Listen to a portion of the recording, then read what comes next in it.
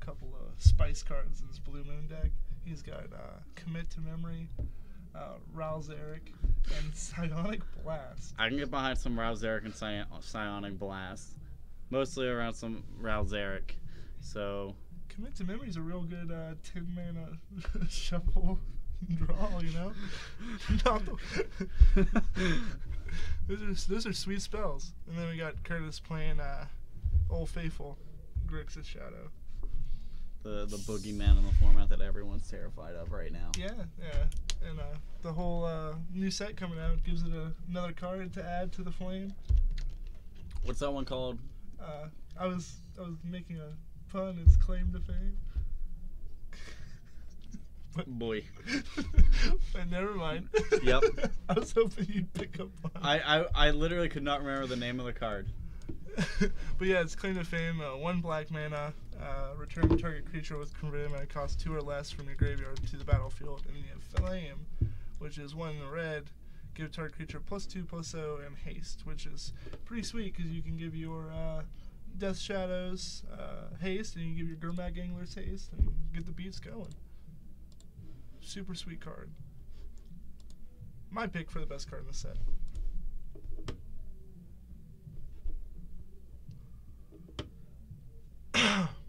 Alright. They're drawing their opening 7. It's so hard to always try to find out and see what the cards in the player's hands are. I know, I really wish... It's easily a Chandra, though. Yes. And I think a Cryptic Command. I really wish, though, here, maybe in the future we could get a player cam and actually see over the shoulder. The over the shoulder cam? That'd be so cool. Like the Pro Tour over the shoulder, We'd be making it then. That's when you know you've made it, is when you have an over the shoulder cam. Alright. If you're ready, Noah, we'll give the players, let them know they're good to play, too. Yeah. That. Efficient. Yep. Very efficient. So we got a Street Wraith. Go ahead and get the timer up for them. There we go. Timer's up. 50 minutes.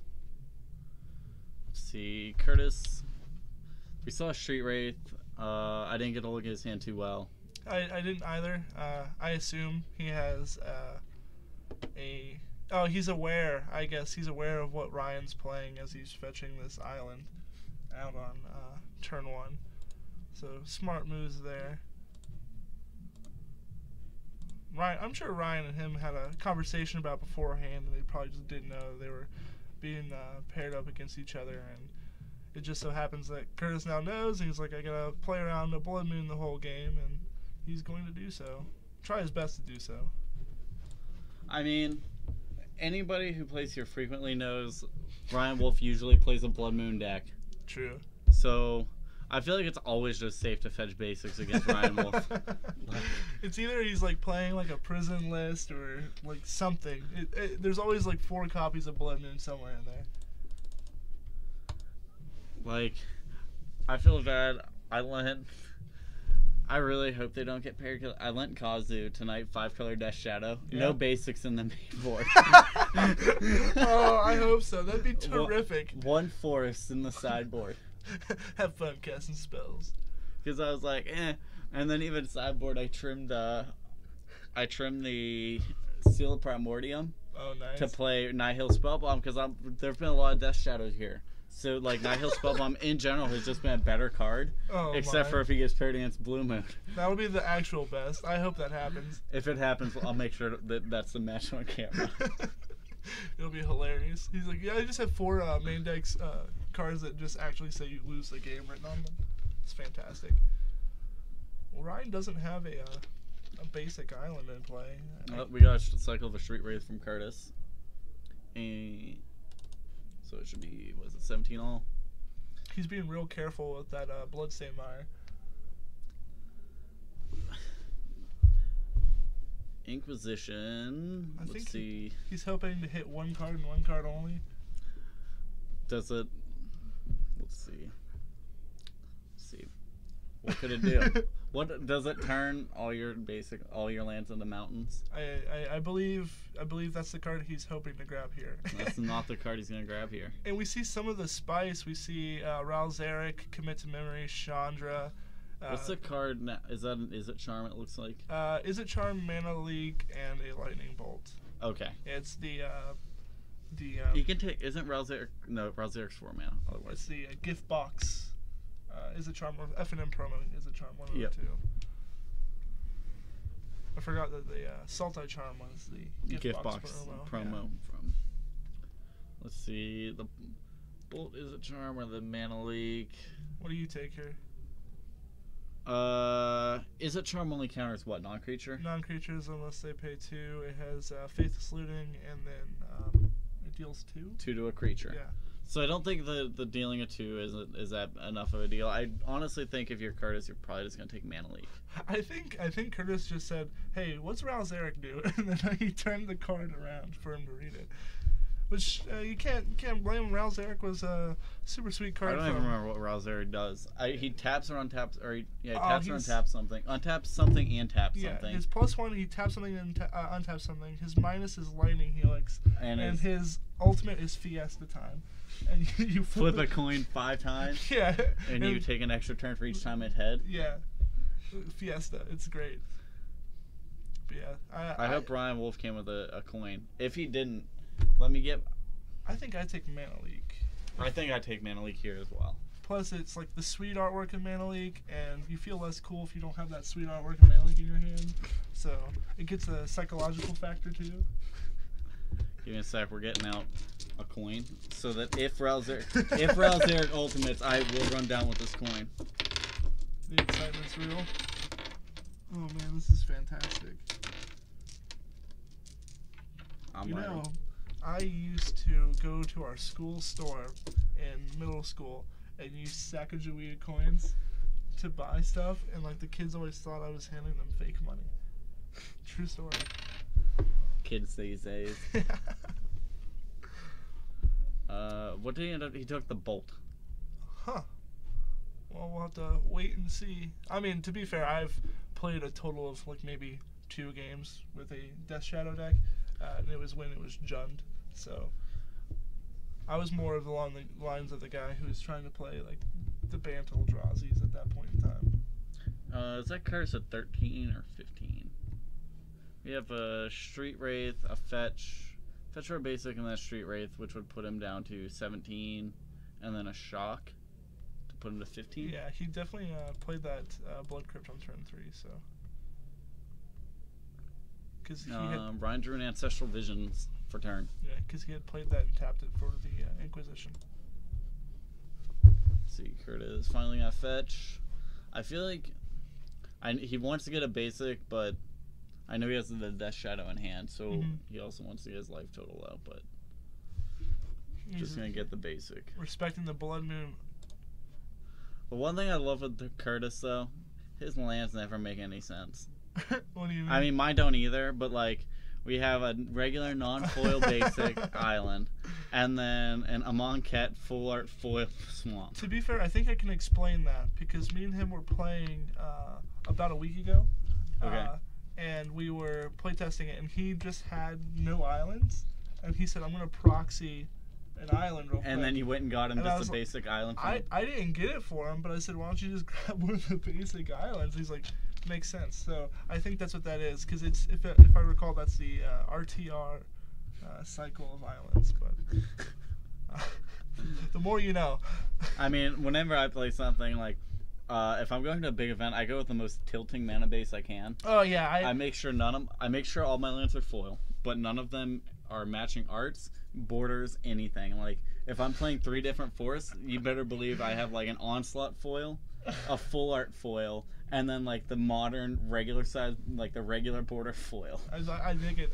My favorite thing I ever did in a Magic event was I played in a regionals, and I played a $12 mono red deck, and I made sure every card was foreign because I knew my opponents wouldn't know what the cards were.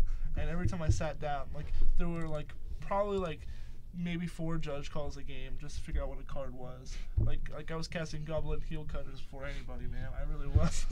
Really ahead of the curve there now. Yeah. I was dashing them out there. All right, let's see what we. Curtis Snapcaster Mage. You gonna target a Inquisition? We're Serum Visions. If it resolves. I think he's in the tank here thinking about it because he knows Ralzeric commit to memory and Chandra is still in his hand. And I think we're going to see an Izzet Charm to counter it. To counter the Inquisition. Huh, probably. Here's Ryan got the Judge Foil Mountain. Pretty. And then a regular, just classic Hey, island. That's a really pretty island. I mean, it is a pretty island. It's not foil, but just giving some harsh browns out for these lands. And Ancestral Visions takes down a tick. I mean, we got the Visions. Foil Visions off the non-foil island. I do like the new Serum Visions. This is my favorite one. The promo? No, the the Modern Masters. The Modern Masters one. Yep. Yeah, like the Phyrexian kind of look to it. I think that looks awesome. Although old artworks are always like more appreciated. I tend to think that artwork is sweet. I don't really have a preference between that and the old one. Really? Yeah, I don't have much preference on it. Like, frankly, I'm not a fan of really any of the Serum Vision arts, but I don't like playing blue to begin with. Oh yeah, that's fair. You're more of a green reddish kind of guy. Yeah, basically, like the last time I did play blue at the brewing whenever they brewed here for that FNM. Unfortunately, I got put on the camera whenever I got paired against like Grixis Shadow, and I literally sat down and go, "There's not a single way I can beat you."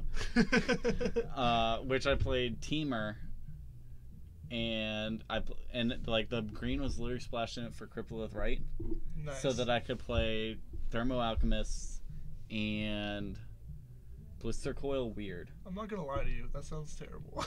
Oh, it was amazing. I mean, it was terrible, but like it was literally just a storm deck that you just could keep untapping those two dudes every time you cast a spell. That's awesome. And draw through your deck, and that was it. But if my opponent has a kill spell, I can't win the game. It was fun to play, though.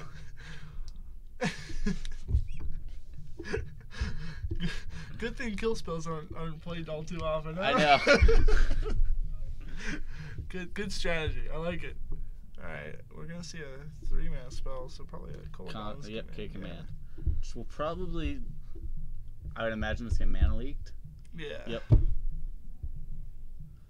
Mana Leak is a good Magic card, man. So you gotta do that psychological warfare. You gotta get the sweet artwork out of their hands. And I think, really, like, Curtis is sitting in a fine place. I don't think Ryan has any main board way to just deal with everything here. Yeah, I'm not sure what the plan's gonna be here for the blue-red deck to get rid of a continuously growing Death Shadow. Not sure. Like, he might have like Anger of the Gods, but even then. Alright, Ryan Wolf, he does play main board Anger frequently, I know that. Looks like they're counting a graveyard for a Angler or a Tasigur. Ooh, the ultimate punish, the Remand of the Delve spell. I want to see what it looks like. An Angler, yeah, but I can't tell. That's a Gurmag Angler. That's a zombie fish, man. Yep. I can tell a zombie fish when I see it. I literally missed it on the board. I didn't even see it put it down. I was still looking at his hand like, what's he doing? He's already remanded. His spell is not even in play yet. I feel like, yeah, remanding something like that's just as good as just straight up countering it. Like, he can't play it again unless he like Thought Scours and then delves out his entire yard. So he's going to Ralzeric. Tap Death. 3 damage to Death Shadow, gain 3. That is sweet. Is it a Helix? I don't know if you gain the life. It might just be a lightning bolt. I think it's just a bolt. No, Johnny is the one that Yep. lightning helixes. Ralzeric just bolts. Yeah, need to make sure on that. Silly Zarek. 3 damage to target creature or player, just the bolt. But yep, we do have Ralzeric bolting down the Death Shadow, and then The ambush Viper getting in there to take out Ralzeric. I was about to make a joke about that too. I've seen it so many times where players like they're just like, you know what? I'm gonna play this Snapcaster Mage out there just to deal some damage. And like, it makes sense. I played against Miracles and Legacy, and I was playing Elves, and he had me top locked out of the game. Mm-hmm. And I was like, until you put, like, I just straight up told him, it was against Sean Carroll, who plays for frequently. I was just like, until you put a threat down, I am not conceding. And then, like, 10 turns later, he finally found a Snapcaster Mage. Oh, wow. And he just plays it without snapping anything back. And then I was just like, all right, I'll concede. My favorite game I think I had ever witnessed was a turns deck where he had no way to win the game, but it was in game 3, and he figured technically it's not a continuous combo, but he didn't play slow either, so he had Elixir in his deck, so he just kept going through his deck, taking turns, and then elixiring it all back. And he said, I can't win, but you can't win either. And it's not like a combo that like is 100% going to continuously happen. So you can't just say, hey, that's like you're taking advantage here. Like, but he's like, based on your draws, you could eventually just not draw it. So he's like, I'm just gonna run the clock. And he's like, it made me think of that scene from Doctor Strange where it's like, I can't win, but I can lose again and again and again, and that makes you my prisoner. Like, I just remember dying laughing. Oh, That's man. hilarious. The Electrolyze that we just missed. And Electrolyze taking out both Ambush Vipers. Brutal. Alright. Brutal. We were wondering how Blue Red was going to get out of it. I guess Ralzeric down ticking. Yeah, Ralzeric, the Spice Master. Alright, Fish is back. Oh, alright. How is he going to deal with this Fish now? Don't know. Wait, doesn't Commit can put it the second from the top, and I think that's Yep. what we're seeing. Oh, Yep. I love it! I love it. The Spice cards, the cards that he said were Spice, are the cards that are helping him grind through this Grixis Shadow match. He's like, yeah, I threw in Ralzeric, and I threw in Commit to Memory, and these are the cards that are actually being like key essential pieces to help him grind his way back into this game. That's amazing. I love it. Vision's going to draw the Fish again. Scry 2. He likes one of them. Ryan was hoping he would have a chance to untap and probably be able to interact in some way to counter that Gurmag Angler, but I guess he can't cast it either way. So The one thing also, we haven't seen a single bolt yet from Curtis. I know, that's crazy. Ryan's at 6. Like, that's a lot. That's a scary life total. Yeah.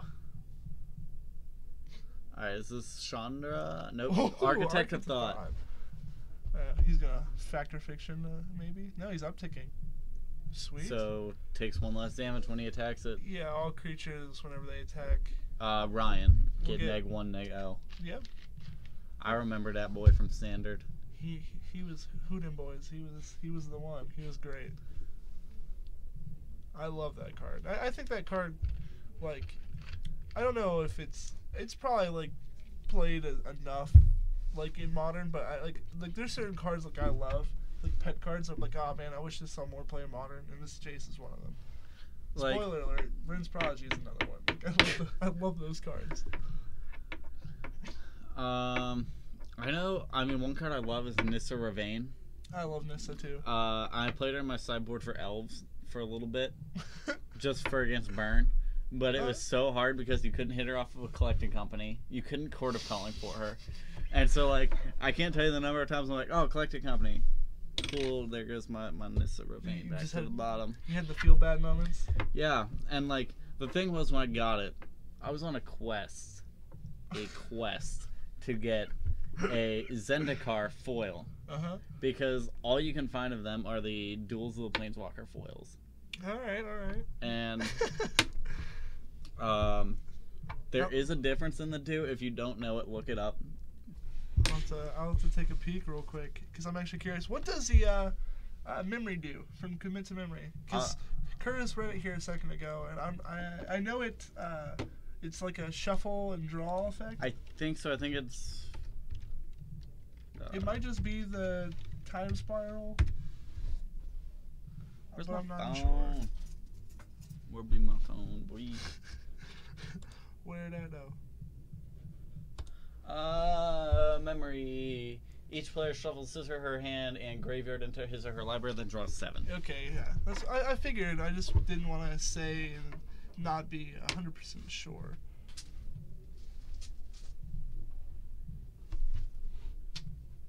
Oh, I can't find my phone. Ah. It was under the keyboard. Hey. There you are. So, Scary Fish. Facing down a Jace. See, I don't know, like, about Blue Moon. Lightning Bolt is just not, like, Lightning Bolt's just not as good as it normally is at this, like, moment in time in Standard, but Cryptic Man's great. but anyway, like I was saying, I just think that, like, I can't get behind the idea of a Blue Moon deck where Lightning Bolt is, like, just not the optimal spell. This side boob. And then edit Oh, that's why. Okay.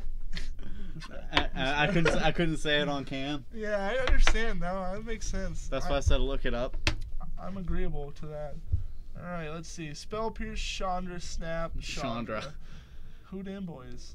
I'm not a good enough Magic player to say, but I guess yeah, Snapcast. Snap definitely. It gives him too many options. Yeah, it gives him, because he now has like access to Snap Cryptic. Oh He has enough yeah, mana that's for gross. Ooh, Death Shadow. As a 6/6, sorry we neglected to keep track of that life total. Dumb life totals. Good thing they kept track of it on the table. Let's see. Ryan might have to FOF. No, he's just passing. What was in his hand? He had Spell Pierce, Chandra, Yeah. Land. I don't know if that does it. Maybe he's just hoping he can't. I'm not sure.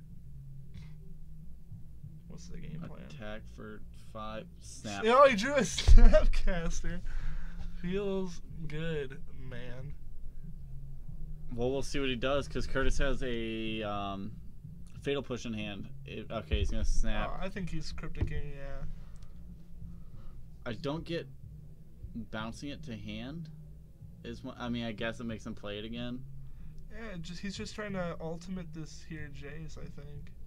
I mean, tapping it down does the same thing here too. Yeah, or if you snap, or if you tap it before combat. I don't know. Either. Yeah, make him pay the mana. Make him cast it again. If you, yeah, we'll see. I mean, he has to.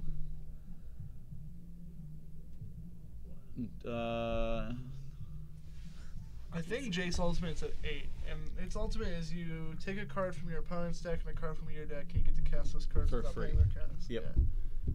Card was sweet. I saw a deck, and it was like one of the blue-white control lists or whatever, playing that, and it played a 1 of Emrakul, so they could get that on the ultimate, exile it, cast it for free, get an extra turn, win. That's actually really sweet. I remember in Standard a lot of the time it was, let me grab a Jace from my deck to keep doing the loop again, and then like whatever best cards you have. Yep. One of the other good ones I've seen is this was, and I thought about actually like proxying the deck up to try it one time, and it was at GP Richmond, and it was at like in the last round, and it was at like the guy ended up going undefeated for the side event, and he was playing blue-red Possibility Storm. I hate that card so much. I hate it. And for those who don't know what Possibility Storm is, it's got a ton of text, so much Goblin Dark Dwellers, so much text. Casting, targeting commit, casting memory. No, I don't think can you not do that anymore?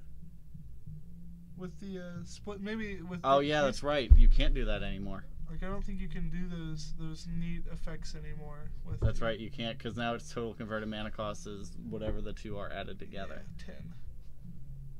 Which, Man, how sweet would that be, though? You get Dark Dwellers and then shuffle and, like, just go bananas. let's see. Looks like he's okay. Ancestral Visions, that's fine too. That seems fair, actually. Yeah, balanced. Oh man. All right, so Possibility Storm, cool card. Got a ton of text. If you really don't understand what the text says, it does something pretty simple, in my opinion. Yeah, it does. So it's an enchantment for 6 mana that says, basically, when any player casts a spell, that player exiles that spell and reveals cards from the top of their library until they reveal a spell with the same type, and then cast that spell without paying its cost. Yeah. So the deck played Possibility Storm. He had like all the rituals to play Possibility Storm as early as he could, and then Talaria West to transmute to go get an Endless one. Okay. Cast Endless one for 0. The only other creature in his deck was Emrakul. Cast Emrakul, take an extra turn, and have an Emrakul in play. I love that. I love that idea, and I remember seeing that deck one time, and I'm like, hey man, this deck's playing red. It's playing these ritual effects. Why isn't it playing one Tibalt and one Ugin? Come on, where's it at? It's like, gives you another way to win the game. And to be fair, Tibalt says Insurrection on the card, so Tibalt's sweet. But like, that was one of the sweetest decks I ever saw, and the guy ended up going 4-0 for the side event and got like, I forget what the prize support was for it. It was like 2 or 3 boxes. That's incredible. That's awesome. I remember seeing the unexpected results Emrakul decks for a while.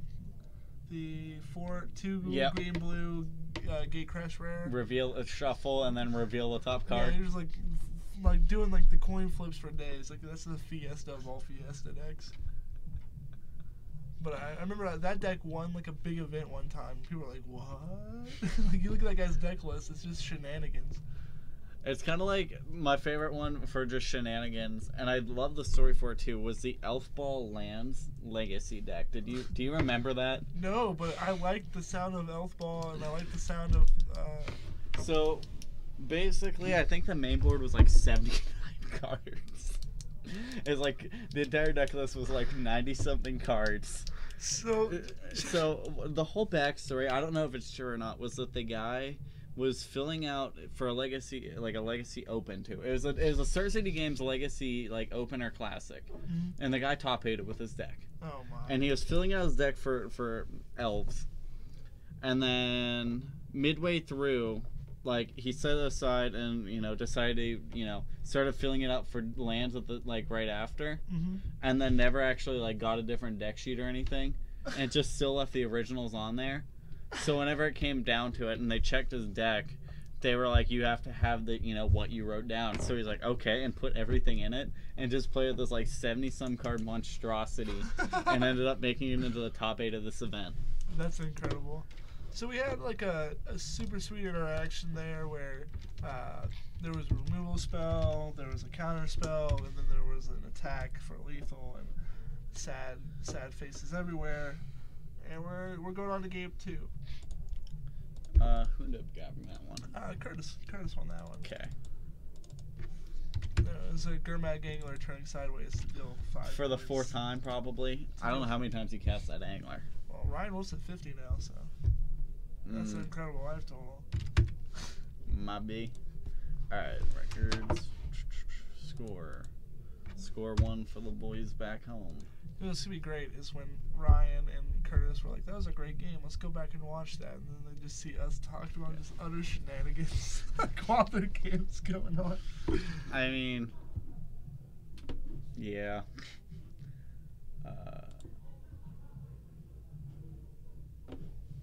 Here it is. Elfball Lance.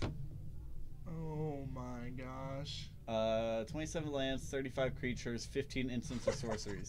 So 77 card main board. Oh my. And he top 8'd a 302 player event. Wow. Sometimes when you roll hot, you roll hot. I like how there's 3 co-op rotation. 4 Glimpse, 4 Greenstone Zenith, 4 Natural, 1 Sylvan Library. That's fine. Elf Ball lands. Rorick Thar in the main, Regal Force in the main. I dig it. Titania. Pretty. 1 Knight of the Reliquary. This deck is sick. Caracas, like, this deck was sweet. I think it was maybe Maverick. It might have been that he was putting together Maverick and Elves at the same time. Because then there's, Wastelands in here. Or maybe he was like, I'm going to go into this event. 77 card, sweet deck. I don't know. But I can get behind it. Is Knuckle Puck the band P-U-C or P-U-C-K? P-U-C-K. I thought so. Why? Just curious. Sorry, Doomsday Jesus. I just noticed, yes, this is modern. Welcome to the chat.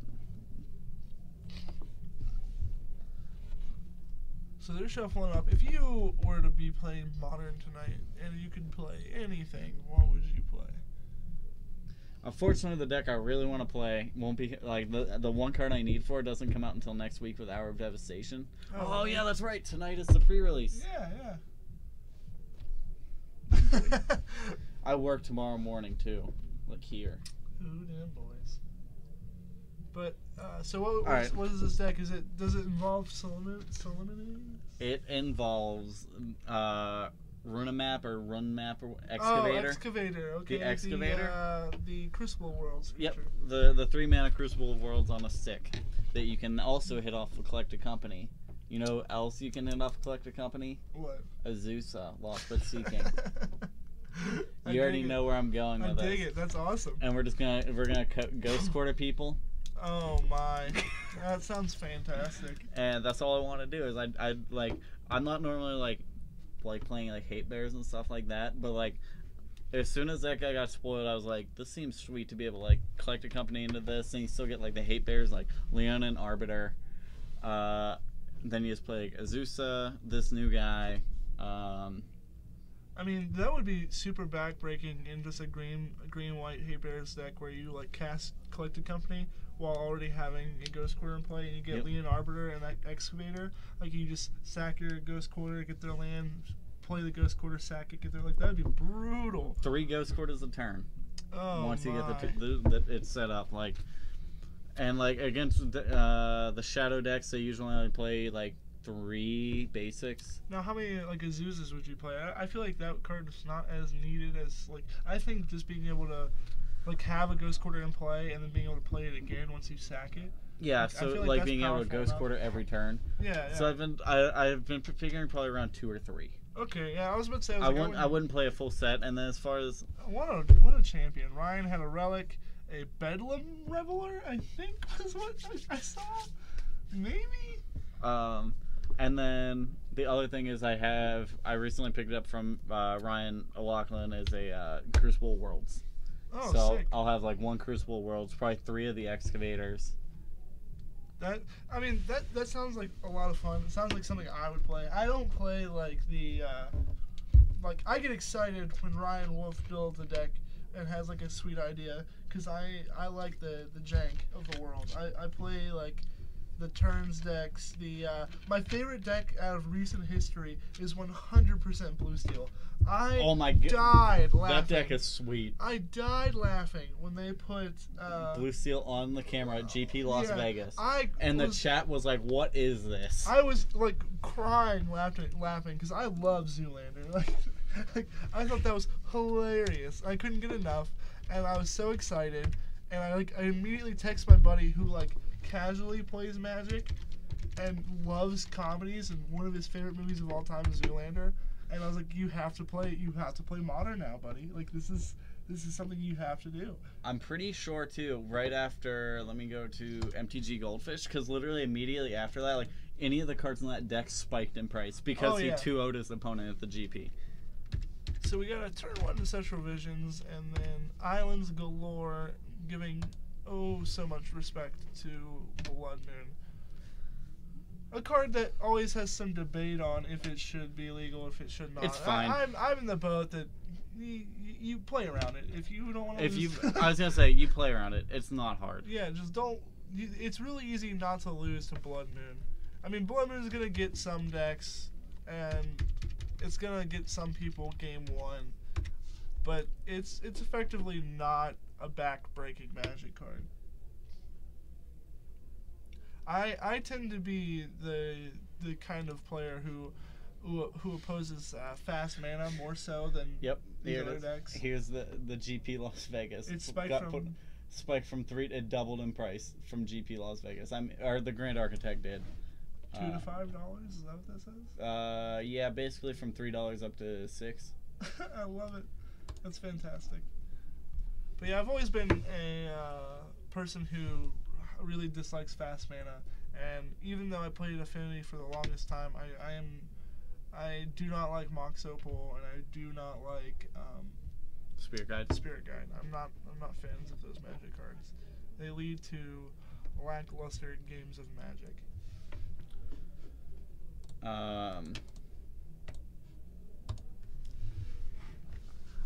If I'm doing fast stuff, I'm doing it with my dudes making me mana. Yeah, like Elves is fine because Elves is interactive and you can really just stop Elves. And I remember when Elves first came out in that tournament, people were like, "This is insane. This is like the new hotness." My favorite thing with that was and I rarely ever do this. That was probably the first time ever though that you knew, because I told you I'd been working on a sweet Elves list before then.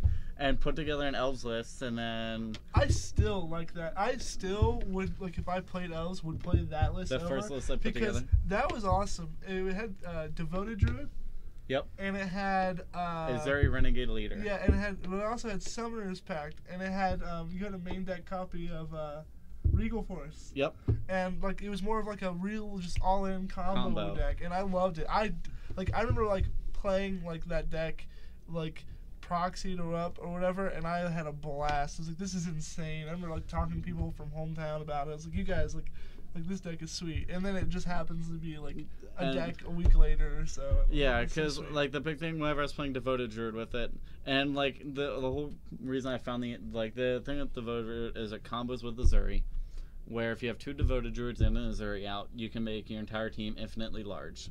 As long as you get everything pumped once, you can untap each Devoted Druid 3 times, so make 6 mana, and then activate Azuri with 5 of it, so you end up gaining 1 mana every time, and you get your entire team infinitely large. Sounds pretty good to me. Sounds like a solid trade-off. We got the Snapcaster Beats. Now, are you a bigger fan of this artwork or the new one? Because I side on I'm not sure if I like. Snapcaster's another one of those cards I've never had an artwork that I like much. I thought if I had to choose between the two, I'd pick Mega Man Blaster. If I have to pick between the two, I'd probably just pick whichever one's cheaper. I don't have a preference on the two. And then there's also you missed the other artwork. That one, no, I just don't. I pretend that one doesn't exist because the soccer player. Cyrax from Mortal Kombat. Yeah, I'm not a fan. He's also you could either say he's Cyrax or he's Lucio from Overwatch. Yep. He's that's exactly who that is. It's just awful. It looks like a red card, and it's on a blue frame, and it just doesn't make sense, and I don't like it. Oh, so it's Force of Will from Alliances. Yeah, but the thing is those cards back then, the artwork was always just so sweet, and it kind of works with Force of Will, and I don't know if it's due to time. You just had so much time with it. Yeah, and it definitely it's a red card. staple of Legacy. Yeah. I refuse to play, but it's a staple of Legacy. I'm not gonna lie, I was a little upset that Legacy won the 4 Horsemen War. I am too, actually. I was like, man. Don't get me wrong, I love Legacy, but have y'all drafted? I love drafting. Drafting's fantastic. I assumed it was going to be Modern, actually. I did too. From the beginning, I figured Modern was going to win and it was going to crush. But then, I just saw I saw this with Legacy, and I was like, it just surprised me because I was like, I figured Legacy would be defeated by either Draft or Like I didn't think draft, but keep in mind, like, we don't have a consistent draft crowd here. True. Only like right when a new set comes out, and like especially right now, the like it is. I don't know how it is back at hometown at Huntington. Like here, draft only picks up right when a new set comes out. But then people don't really, everyone who's watching has probably heard, standard sale right now, and that used to be what people drafted for, was to pick up standard cards to be able to play. And now people don't want to play standard, so people don't want these cards after they get them. Yeah, that's fair. And I also think that what hindered things like sealed and drafts' ability to win is I feel like sealed and drafts should have been like clumped and called limited. And okay. Then I feel like it would have had a better chance of rising to the tops and the right. Like you can separate cube and limited together because cube's its own thing. But I mean, the only other argument then is that, like, what do you call constructed? Like, oh, sure. I guess. Yeah. Well, listen. I don't like Legacy. I've noticed. Although, my first ever experience with Legacy is I fully built Red Black Goblins. It was like Badlands, and it played like one Taiga for some sideboard cards. And I had completely finished Goblins because Dane had convinced me to build the deck, and I built it. And my first ever event was round 1. I played against Omnishow, and I got Omnitel, sorry, yeah, and I got crushed. And then round 2, I played against Oops All Spells, and I got crushed. And then I played against Charbelcher, and I got crushed. I was like, wow, these are great games of Magic. I'm never playing this again. And then I sold like Aether Vials when they were like $9. Get wrecked. Feels bad, man. I got rid of my one Aether Vial. I've only ever owned one, and it was from the first pack of Modern Masters 2013 that I opened, because I opened a Pact of Negation foil Aether Vial. That's awesome. And at the time, like, the foil Aether Vial was like 40 or 50. Yeah. And like it got up to like 60, and I traded that and a few other things to get a foil Conflux Noble Hierarch. Hey, that seems like a decent trade. That card needs to be printed so bad. I mean, it has to be. Like, they're coming out with Iconic Masters and Masters 25. Like, it's going to be in one of them. I think Crucible of Worlds could very possibly be in those two. Like. Oh, I think all of the like create a card cards are going to be in Iconic, because those are iconic cards. Those are like special cards. Like I also think like the player cards, Metal Mage. Yeah. Solemn Simulacrum, Rakdos Augur Mage, Snapcaster Mage. Did you say Dark Confidant? Dark Confidant. What's the one green creature? You can. Oh shoot! What is the name of that card? I can't remember. What does it do? It's one green. You can sack. I think you sack it or sack something, and it gives hexproof. I think I can't remember. It's all played back in the day, and like people like meddled with it. But yeah, I feel like all those cards are iconic. It's like those cards could come back, and like they could do like the original artwork, and that'd be so sweet for iconic masters. Like I feel like there's so many like cool things they could do, but they talked about how iconic is like dragons, and like the best dragons, the best Serra angels. Angel. Yeah, like Serra Angel and Shivan Dragon. Yeah, but gonna be in there. But paying $10 in your rares of Shivan Dragon, I think what would be interesting is if they did like a masterpiece-esque way to handle cards like Serra Angel and Shivan Dragon, because like there's collectors out there that want like a really fancy Serra Angel and a really fancy Shivan Dragon. It's just not the majority of people. But if the majority of people buy a product and they open up like a regular Shivan Dragon that's so rare, they're gonna be really disappointed. But if they open up like a masterpiece, like super stylistic, like fancy border Shivan Dragon, Let's get back to this real quick. Okay, Ryan Wolf casts a Jace Architect of Thought. Curtis Taylor has now cast 2 Stubborn Denials without, Ferocious. Ryan has paid for. Oh man, I was really hoping he'd follow up with like a Spell Pierce and like counter. Get out of here. That'd be awesome.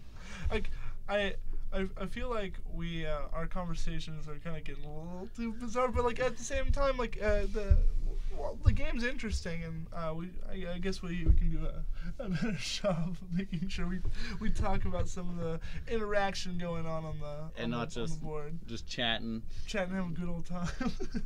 Good old boys. Talk about Elf Ball Lands a little bit. Elf Ball Lands. What was I mean I did commentary with Daniel D'Amato a while ago, and we got on the discussion of playing.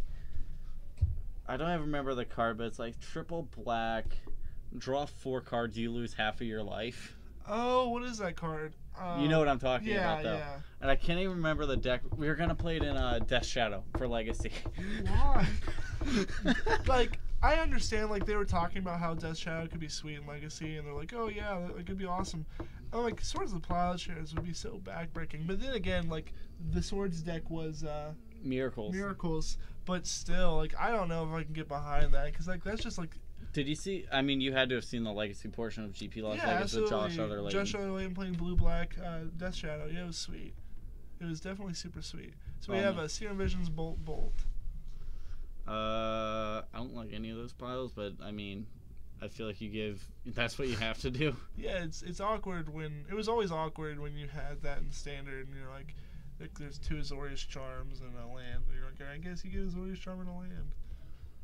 Seems like a sweet mix of cards.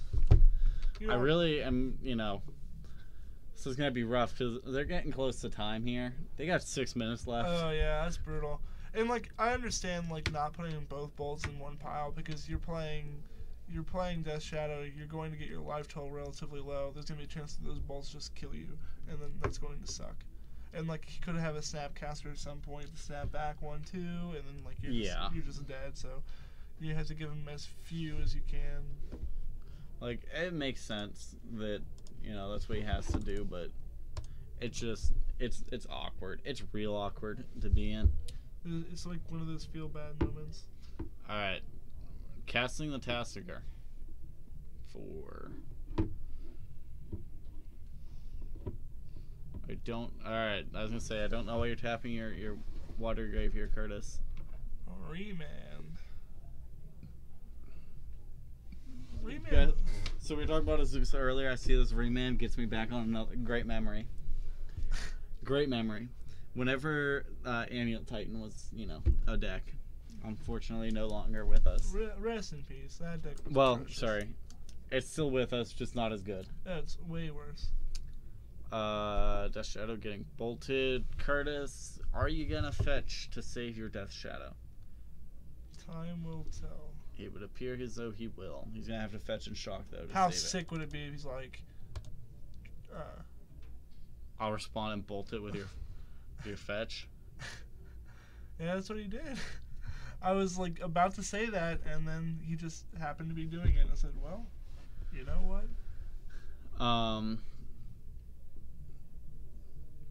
But anyway, so whenever I was playing the Amulet Titan deck, I could only get 3 of the 4 Summers packs needed, which it hurt. I finally eventually got it, but at first whenever I was playing, I only had 3, and I forget what my opponent played, but I knew that he had a Remand in hand, and I was like, turn 3, I'm like, man, Azusa would be real sweet to draw here. Yeah. Draw Zeus off the top. It was a Bedlam Reveler from his opening hand. Just want to say real quick. That is awesome. There was way more spice than Ryan told me. He led me to believe that there were only 3 spice cards, and Bedlam Reveler is a lot of spice, and I like it. That card is sweet. So we had I cast this Azusa knowing that it's gonna get remanded. I know he's gonna remand it, and he remands it, and I had Summoning Trap in my hand. Nice. And since remand says counter it, yeah, it counters and then returns. So I got to Summoning Trap on turn 3 against him and get Primeval Titan because he remanded my Azusa. Actually brutal. I played against someone who was playing Aetherworks Marvel in Modern, and he had Summoning Trap to help him do his shenanigans if his spells were being countered. I fell victim to it at one point, and I was like, well, looks like you got me.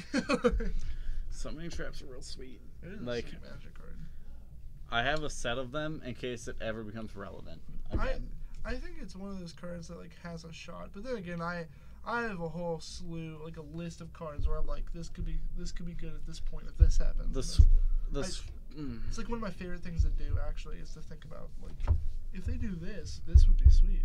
So one of the coolest interactions I've ever heard with Summoning Trap was at like Grand Prix Richmond a while ago, which was like the guy wanted to play like turn 2 Kitchen Finks. His opponent like romanced it to his hand, and he's like, all right, Summoning Trap. Find Eternal Witness, buy back Summoning Trap, cast Summoning Trap, find Restoration Angel, blink Eternal Witness, buy back Summoning Trap, find Kiki Jiki, combo, kill you. That sounds actually abysmal. So it looks like they're gonna go to a game 3 with a whopping 2 minutes on the clock. Best of luck, gentlemen. Best of luck.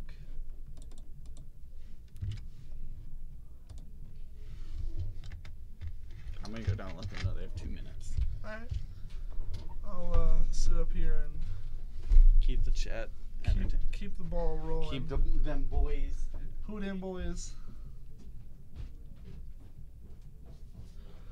Yeah, so it's kind of crazy. Modern's in this like perfect zen at the moment, and the only argument people have is that should Death Shadow be banned? And I like, for argument's sake, I could see both sides of the argument. I tend not to pick a side, and it's not like oppressive, so there's an argument there, but it's the fact that it's like due to its consistency and like how it affects the meta. They won't have enough time. Oh, so they're going to draw? Yeah, they're just gonna ID because I was talking about the Grixis Death Shadow itself in Modern, and how like Modern's in a great state right now, but the only argument is how Death Shadow can be considered not oppressive, but in the sense that its consistency makes it a huge part of the meta, and it affects the meta overall, and how that could be an issue with Modern players. Personally, if I had to say, like, if I was like on a part of Wizards and like, do you ban it? I'd be like, no. Yeah. I don't think, like, I think. No, I'm gonna have to cut you off so we can get down there and get our round 2 set up. That's let's see. Okay, and we'll be right back. Don't go anywhere because round 2 is about to start. Woo.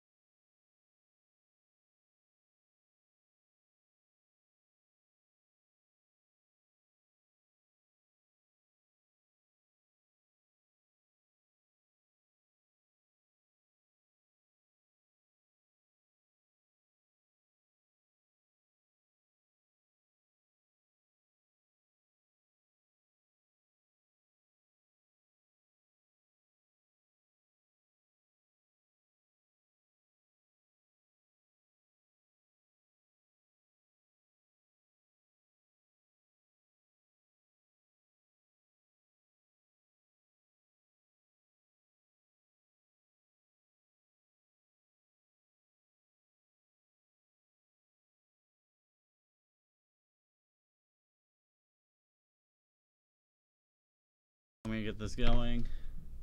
We are back. This time we have Pat Williams versus Sean Carroll. Pat is on Enduring Ideal, and Sean Carroll is playing Eldrazi Tron. So definitely going to be a sweet one. All right, and ooh, there's a Ghostly Prison. Sean Carroll on Eldrazi Tron. Pat Williams, I guarantee I'm going to have to enter this entire deck list. Or the entire name. Enduring, yep, Ideal. Save. And are they, I forgot to look at both players, did they win round one? Yes. Okay. Player 1 record is 101. Player 2 record is 101. There we go. And we'll get the timer started and let these players know that they are good to start. Yep. That they are. And the score is currently 0-0. And I'm going to go down and get that camera fixed. Alright. So, pre-game effects of Leyline of Sanctity. He is now what they call untargetable. And he played a Temple of Enlightenment to looks like Scry. that Walking Bliss is not going up top now. Yeah, no. Glacial Fortress. Which is actually fine here, because if he gets down his prison effects where he can't be attacked, yeah, that like Walking Bliss is Sean's only answer, and if he can't, shoot it up top. like I feel like Sean's way to win certain games from this matchup is with turning a Ulamog sideways. But he gets to blow up the sphere of safety. Eldrazi Tron doesn't play an Ulamog. Oh yeah, he doesn't. Oh yeah, you don't. Oh yeah, this is gonna be rough skis. These are gonna be some rough skis games. We'll wait and see what happens as there's a Ghostly Prison in play with a Leyline. Chalice on 1. There we go. Wyatt's fixing the camera. Perfect. Walking Ballista. The saddest Walking Ballista ever, actually. Relatively sad. I'd say 3.5% sad. Yeah, it was great. Phyrexian Unlife coming down with the Flags of Torkir. So he's played flags, sacked flags, searching for Trokir. Did I pronounce it wrong? Yeah, you said Tarkir. Oh, did I? I guess I think of cons. I mean, that was the first thing that came to my head. I think yeah.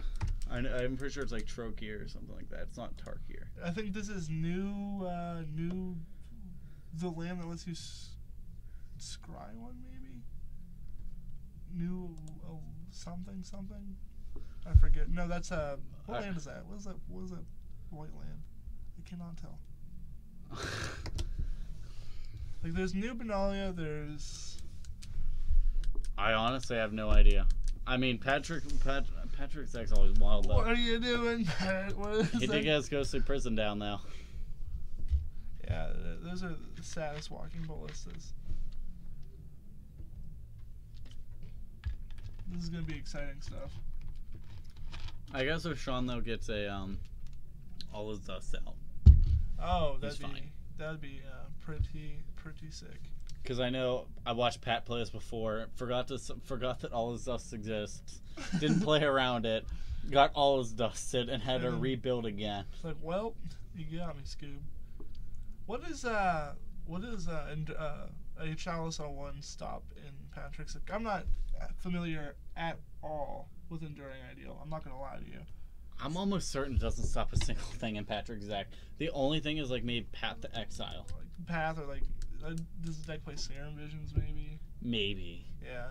Like, but as far as it goes, I'm pretty sure it doesn't really stop anything here. Yeah, like I guess he's just hedging. Oh no, it stops Porphyry Nodes. Oh man. It stops Porphyry Nodes. That's sick. Sean's like, I know older Magic cards. He's like, Porphyry Nodes. That's a sick one. Yep. I completely forgot about that. That is awesome. Yeah, Sean's reading Sphere of Safety real quick. Give me a sec. I'm pulling up Porphyry Notes for those who don't know. It does the exact same thing as Drop of Honey, and if you don't know what Drop of Honey does, it is this. At the beginning of your upkeep, destroy the creature with the least power. It can't be regenerated. If 2 or more creatures are tied for the least power, you choose one of them. When there are no creatures in play, sacrifice Porphyry Nodes from Planar Chaos. Sphere of Safety. Players can attack you unless they pay X mana, where X is the number of enchantments you control. Is that right? Huh? Sphere of Safety. Yes. So he has to pay a total of 6 mana. 6 right now to attack. Yeah. Which, I mean, I guess it's not really too hard yet for Tron to do that. Like, if he assembles Tron, gets a Reality Smasher down, or he has a Thought-Knot Seer, like, paying 6 mana to get in for 4 is fine. Alright, second Sphere of Safety. Alright, now it's pretty difficult. He has to pay 12. Disgusting amounts of mana.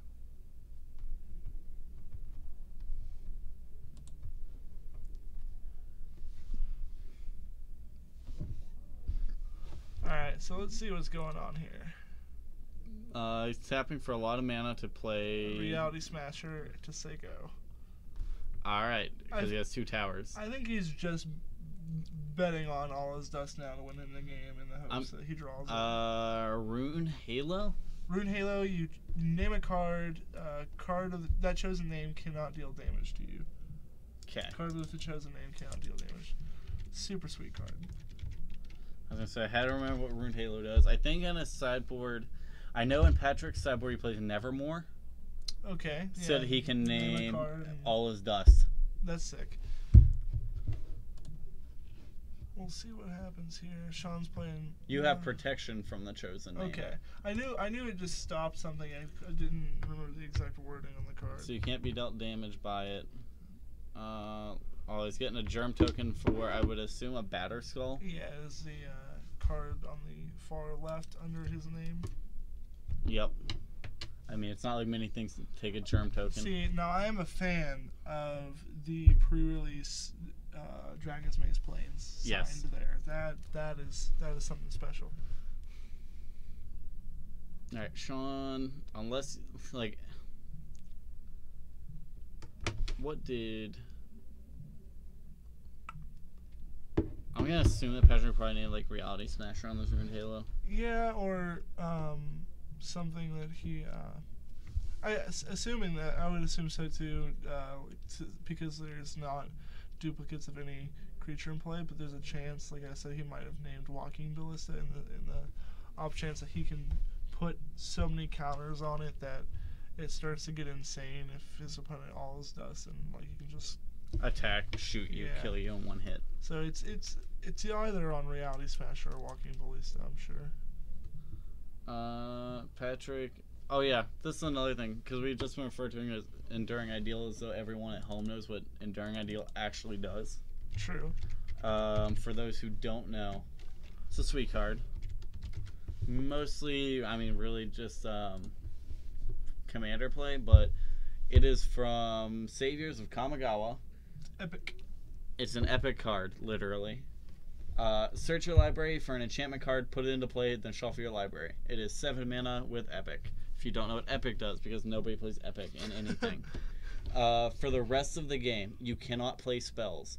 At the beginning of each of your upkeeps, copy this spell except for the epic ability.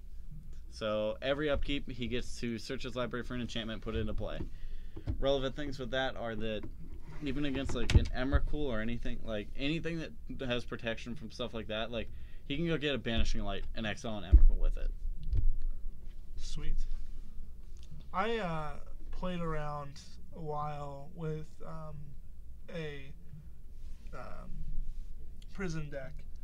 My win condition was I didn't choose Enduring Ideal. I chose Goblin Charbelcher.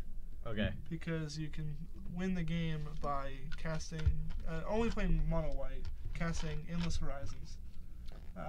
Endless Horizons 4-mana enchantment that exiles all planes from your library. Okay. At the beginning of your upkeep, you may put 1 planes from the exile zone into play. Okay. So you play Endless Horizons. It makes all your draws what gas, if you Yep. will. But also, it lets you activate Charbelcher and flip your deck over and kill. Kill them. Yeah, it was a lot. It was a lot of fun. Super sweet. Did he finally get the Enduring Ideal down? It looks like it. He's searching for something. We see some suppression fields, detention spheres. Well, the thing is Nevermore's most certainly Nevermore. naming all his dust. Yep. Like, the thing here is, like, even if somehow Yeah, I see all being written. and is really big, all his dust. Yep. Like, the important thing here is, like, even let's say all his dust came down, since he has Epic, like, if he's not dead in one turn, Patrick can probably get something down that just, Yeah, you know. it's real problematic. Do we have the correct time for? Oh, let me, should match timer. There we go. Hey, there we are. Thank you for spotting that one. So, I'm not sure what Sean can do. Oh, that, I suppose. He can play Karn in Exile and Evermore. That's exactly what he can do. Unless this Ruined Halo named Karn. That Ruined Halo could name Karn. That would be sick. What? Oh, Let me go man. down and look. That'd be amazing. At that point, Karn can't target you. Karn targets the opponent. Yeah. Mhm. We'll go and see. So Oblivion Ring grabbing Karn. Karn being one of the sweetest planeswalkers released in New Phyrexia. Very awesome. Shout out to your boy Vincer. So Sean's gonna untap here, hoping and dreaming that an all his dust is on top of his library. Yo, that Ruined Halo is on that walking boy. Yeah, he's on the walking ballista. Oh, he drew the all his dust. Is on the walking boy, Lisa. And he comes back, gets the Karn back. Oh Yeah. my. Yeah, shout out to your boy Vincer, right? Well, rest in peace, Pat. Say it ain't so. I will not go. Sometimes you just gotta turn the lights out and carry me home, man. Sometimes you just gotta. Oh, that was sweet. That was What a sweet. turn of events. What is the win con with Enduring Ideal here? The win con for Enduring Ideal, depending on who you are, is There's some spice there's ones. Dovescape, Starfield of Nyx. That's what I was thinking. It just honestly depends of the flavor of the player, I suppose. It just depends. There's also Form of the Dragon. Yes, that's the one that he plays. I know that. Yep. Form of the Dragon. At the beginning of your upkeep, Form of the Dragon deals 5 damage to target creature or player. Beginning of your at the end of your turn, your life total becomes 5. Creatures without flying can't attack you. Neat. Are there any just strictly colorless Eldrazi that like can fly? Because that'd be sweet to like Sean brings in. Yeah, there's Eldrazi Sky Spawner. But it's blue. It's devoid. It's devoid, but it takes blue to cast it. I'm just saying, you asked me You're if there right. were any colorless Eldrazi. I'm answering the question. It's a devoid creature. Other than that, no, I don't think so. Well, yeah, no, there's what's that one that's 2 black for 4/3? The beginning of keep you to sacrifice a creature. Smothering Abomination. Yeah, that one. There's another flying Eldrazi for you. Emrakul, And you it draw a flies. card whenever you exile something. Emrakul. Both of them fly.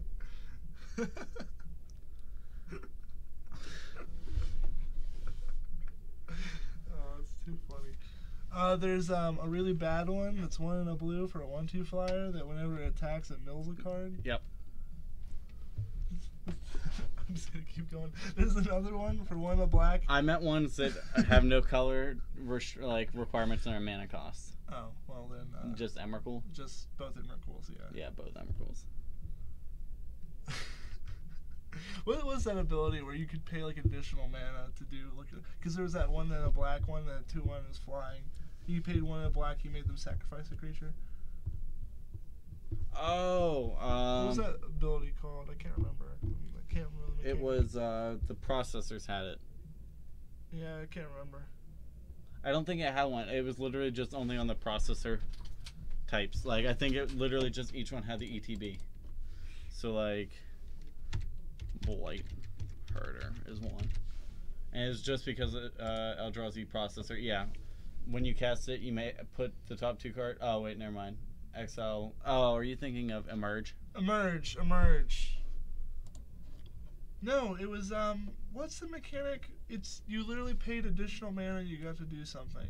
It's like the Strive mechanics or whatever, except it was called something Kicker? else. Not Kicker. There was another mechanic. I can't remember. The cards didn't see Escalate? play. Escalate. There it is. Those cards didn't see play. No, they didn't.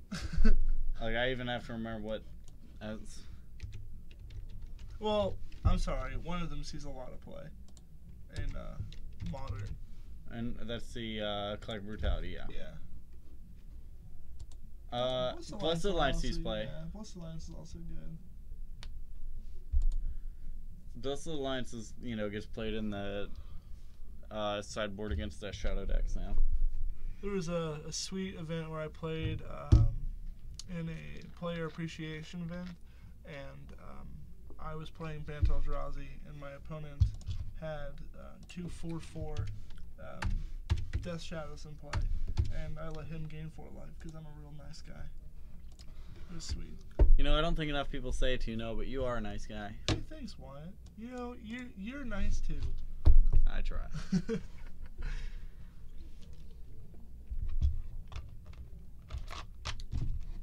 Alright, so... Also, for those of you at home, if you've never had Minute Maid Fruit Punch, it's amazing. Boy, get you some. It's amazing. Maybe this is what my true calling is whenever I do Twitch streaming from my own computer. Perhaps. My actual name is Roast Beef Slim. I just need to eat like a Jimmy John's Roast Beef Slim every day and have a Minute Maid Fruit Punch and be like, sponsor me.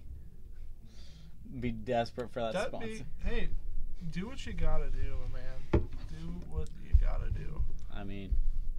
I've had Minute Maid Fruit Punch once in my life, and it was delicious. But then I looked at the back and saw how many grams of sugar is in it, and I was like, maybe not. The more, the better. In case you're wondering, it's a whopping 71 grams of sugar, more than Mountain Dew. So, who them boys? 24% of your daily carbohydrates. Alright, so turn 2 Matter Shaper. This is a great hand. He has Tower into Map, into turn 2 Temple, into Matter Shaper. And across the board, there's 2 planes, Glacial Fortress. But the Spreading Seas. Spreading Seas on the Eldrazi Temple. Draw a card. Spreading Seas is a 1 mana. Perforate. This is Badoinkers. I hope I really hope Sean goes Chalice on 1 now. Oh wow. Porphyry Nose is a good Magic card. Now it just forces Sean to take a step back, wait a turn to effectively, if he wants to like continuously be aggressive. So he's choosing the aggressive route where he's going to try to ignore the Porphyry Nodes. I think if he wants to do that, he has to take Ruined Halo here though. If that's his game plan. Hit. What's in his hand? A Ruined Halo. Enduring Ideal, Leyline, and then Wrath of God. Okay, that was the one I couldn't figure out. He just has to hope he doesn't draw, cause Porphyry Nose is doing the same thing as Wrath of God. I think he had to take a Ruined Halo.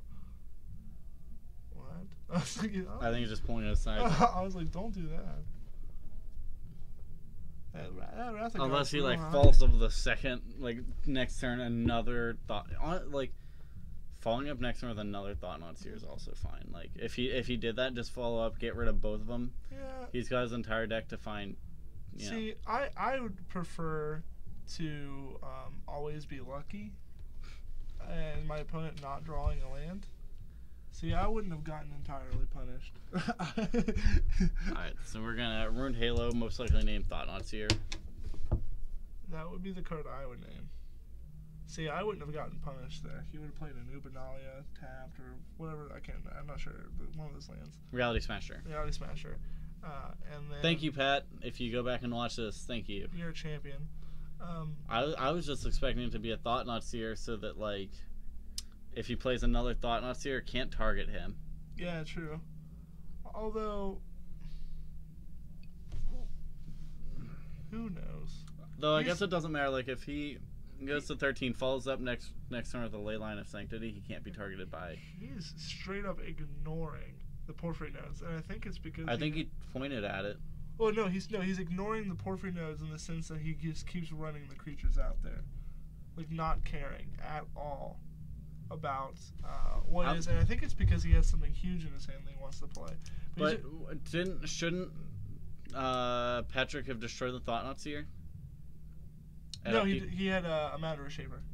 He chose this. He destroyed that he he played a second one. Okay. He's ignoring it because he has these Matter Shapers, but that's some risky business. Like Tom Cruise would be walking up through here going, "What are you doing?" Because you either ignore it and you try to kill them and you power through it, or you let it like time walk you. And Sean says he doesn't care about any of that, and he's just going to town here. Yeah, sorry, I've been following the dice on the table and not keeping track on here. Ooh, getting the Spirit Dragon. That's gonna do some work. That's gonna -4 and get rid of everything. Yeah. And probably lock this game up, honestly, for Sean. Like, Pat's gonna go to 9 here. What can Pat do to stop Ugin? Oblivion Stone. Or not Oblivion Stone, but the Oblivion Ring. Oblivion Ring. Ratchet Bomb. Seems decent. Oh, I thought you were talking Pat getting a Ratchet Bomb. I guess no. Pat has to live one more turn.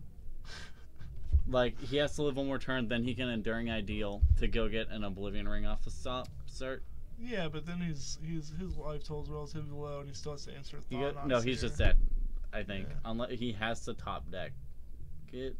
I don't even know what he has here. Like, oh, he's at 5. Yeah, he's at 5, and he's about to be bolted. I was about to say, if he's at 13, he's got some time.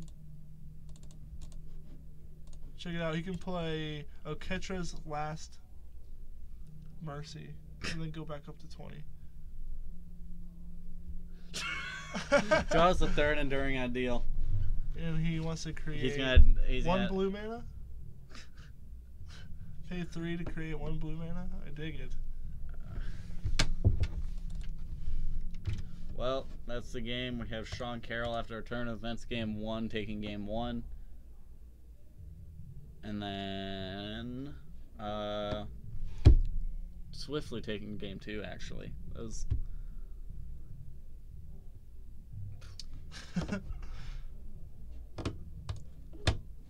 Alright, guys, we will probably take a break here for a little bit.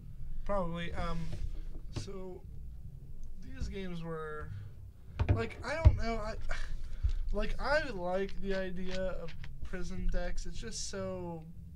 Like, it's so easy to break it up. If you stop one thing, like if you punch a hole in one part of the wall of the prison, the rest of it starts to come down, and I don't. And sometimes they take a long time to set up. Yeah, like sometimes just not fast enough to get the lock on. I don't know. If I was to play a prison deck, I think I'd be more on I'd be more insightful, if you will, searching for that light in the lantern. I'd be crossing bridges, trying to find the right prison deck. Trying to get your opponents ensnared. Yeah, I would search every codex I possibly can find to find the answer. I hate myself. But these surgical precision. I would extract the correct prison deck for the meta. Yeah, but no, I think Lantern would be the prison deck of choice. Got a lot of mocks there, kid. Oh, pal, you don't even know.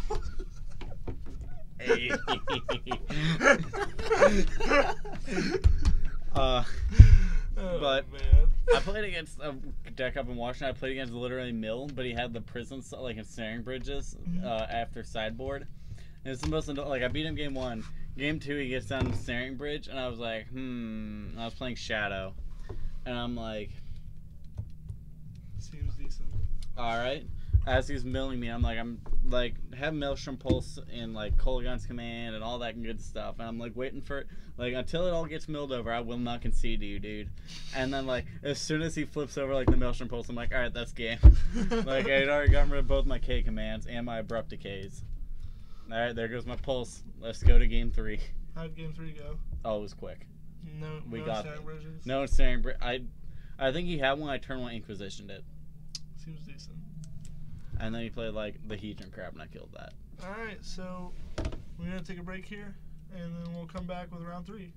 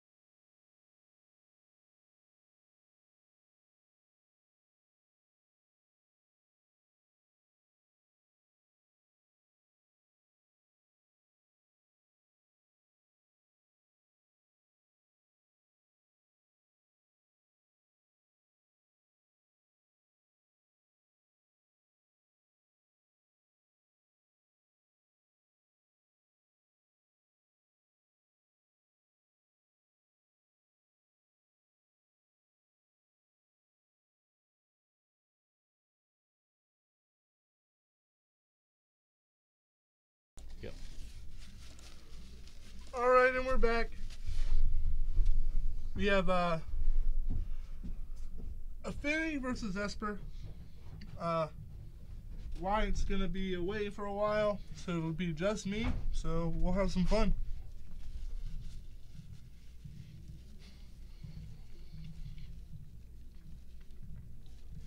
It's been a while since Affinity's been on camera, so this will be pretty sweet to watch. Paul Mills rolls snake eyes. Literally like my curse. So we'll get the show on the road. Affinity is one of the decks that I would consider like my bread and butter. It's the deck that I've played on countless occasions. I've owned the deck 3 separate times.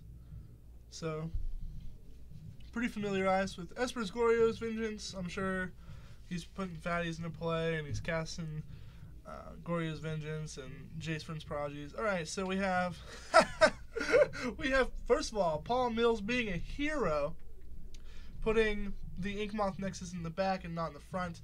But we have a Springleaf Drum, Ornithopter into Signal Pest into Midnight, and then Paul Mills just plays a Swamp. So, considering the board states, I would say that since there's a Signal Pest in play, there's a slight edge to one end. Ooh, a Steel Overseer. Hopefully Paul has a Fatal Push for that, or things can get dicey. Pretty dicey, pretty fast, actually. That might be actually brutal. Steel Overseer is a Lord, but it gets Fatal Pushed.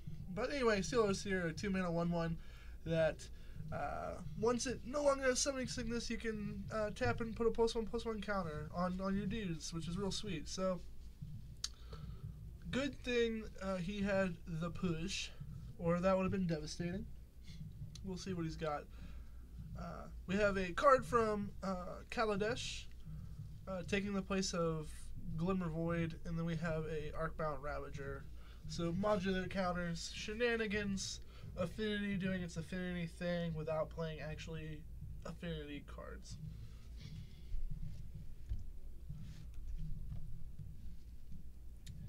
Lingering Souls. One of the cards that the reason why every time I played Affinity I did not like the Abzan matchup was due to Lingering Souls being just an annoying Magic card to have to play around. Whenever you try to equip a guy or try to kill your opponent with Infect or a Inkmoth Nexus with a plating, these chump blockers are real efficient because your creatures are largely, when you have a plating, and play X1s or whatever. So one of the more annoying cards for sure for Affinity you have to deal with. It's one of the reasons why I never enjoyed the Abzan matchups a whole lot, but those decks are a thing of the past anyway, so we'll see what he chooses to do. I'm not gonna lie, the name we have on here, Berdue, throwing me off a little bit. So, animating Inkmoth Nexus. He's going to do some counting. But although I think this is a weird Inkmoth Nexus activation. I mean, he's tapped out, but I don't know if he wants to go all in on an Inkmoth Nexus, especially since his opponent has Lingering Souls, chump blockers. He's going to go into town. See what happens. Sorry, I'm choking on some food here.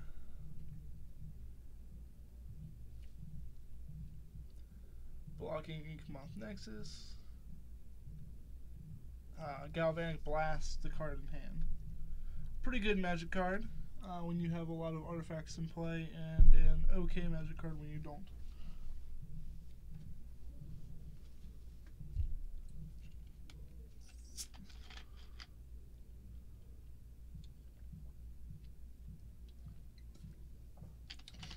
Assuming the Battle Cry, we have 1, 2, 3, 4, 5 points of damage. He's going to let the Inkmoth Nexus die, sacking it to Ravager, get a modular counter and deal 6 points of damage, so it seems. I know we have life totals off at the moment. Wyatt's away, and I am not going to lie to you, I'm not entirely sure how to effectively adjust it, and to be fair, we weren't doing the greatest job doing that beforehand either way. There's a Galvanic Blast being cast and people picking up cards. Seems like when you play 5 spells on turn 1, you do a pretty good job of killing your opponent. So, we're going to sideboard some magic cards and go into the next game. Oh, don't tell me that you have to sleeve a sideboard card. Come on now.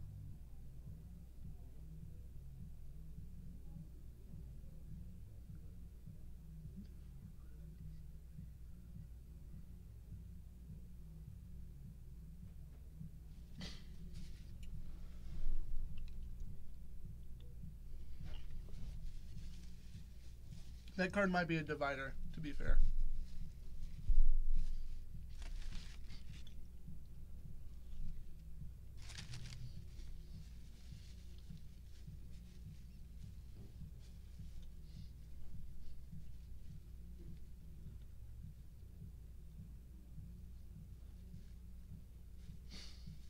Yeah, Paul rocking the Eclipse sleeves. What it looks like.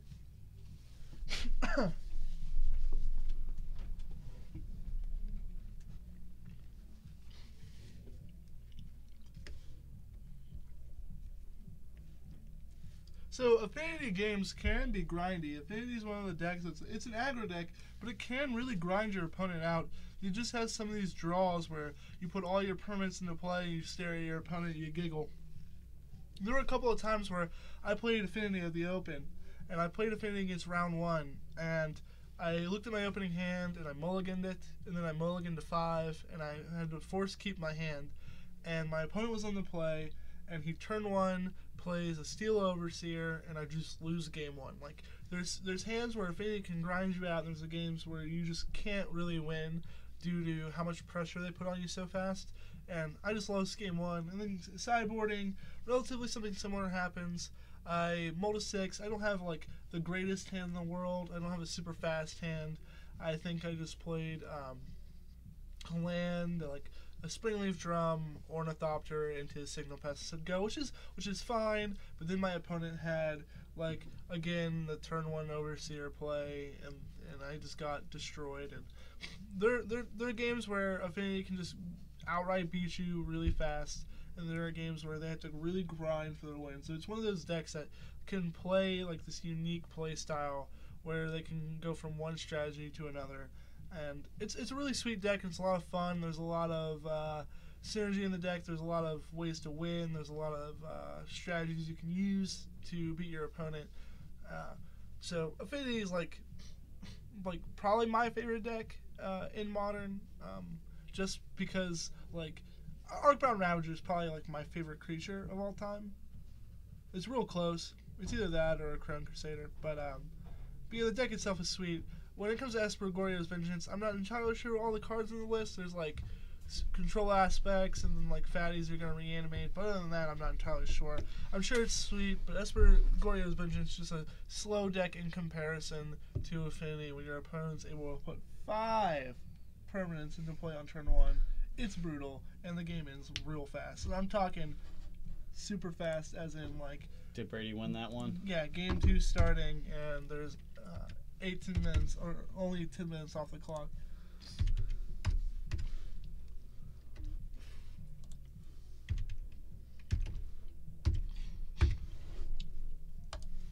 Okay.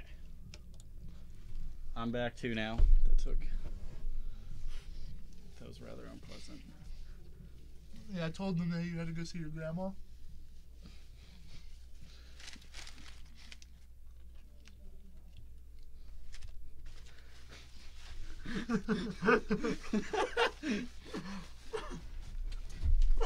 We'll never be the same again. Do you want to do the time and Oh, do the timeout update. Whack. Okay. There we go.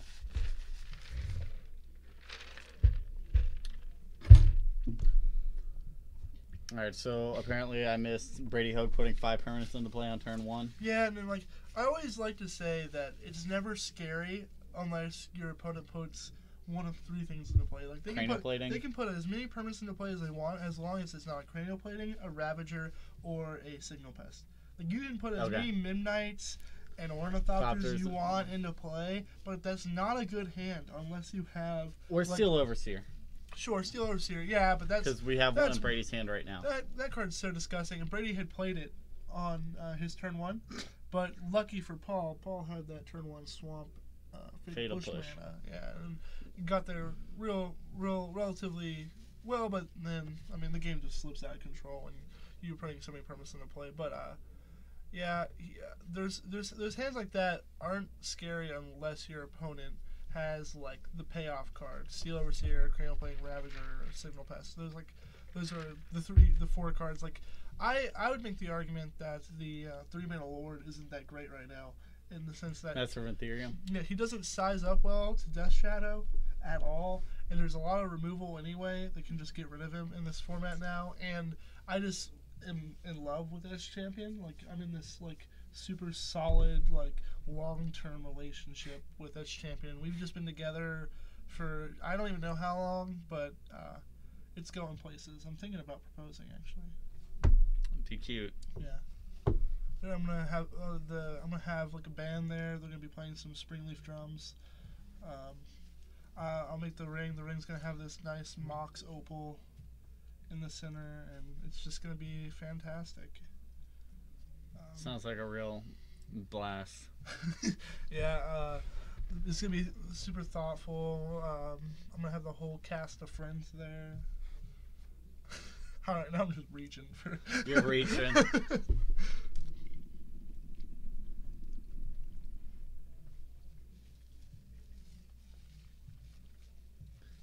Where's the ceremony gonna be? A nice citadel. So we were thinking to have it at the Darksteel Citadel, but we got to thinking that like Edge Champion really likes spires, okay, and so we decided, we'll go with a new place that's recently opened in Kaladesh. Okay. We figured we'd go there. Glimmer Void's just not as good as it used to be. Let's be real. Who wants to go there? A place that frequently gets destroyed. Yeah, I know, and it like. As soon as everyone leaves, it's gone. Yeah, like it's just like it's old news, right? And Fake news. Glimmer Void confirmed CNN.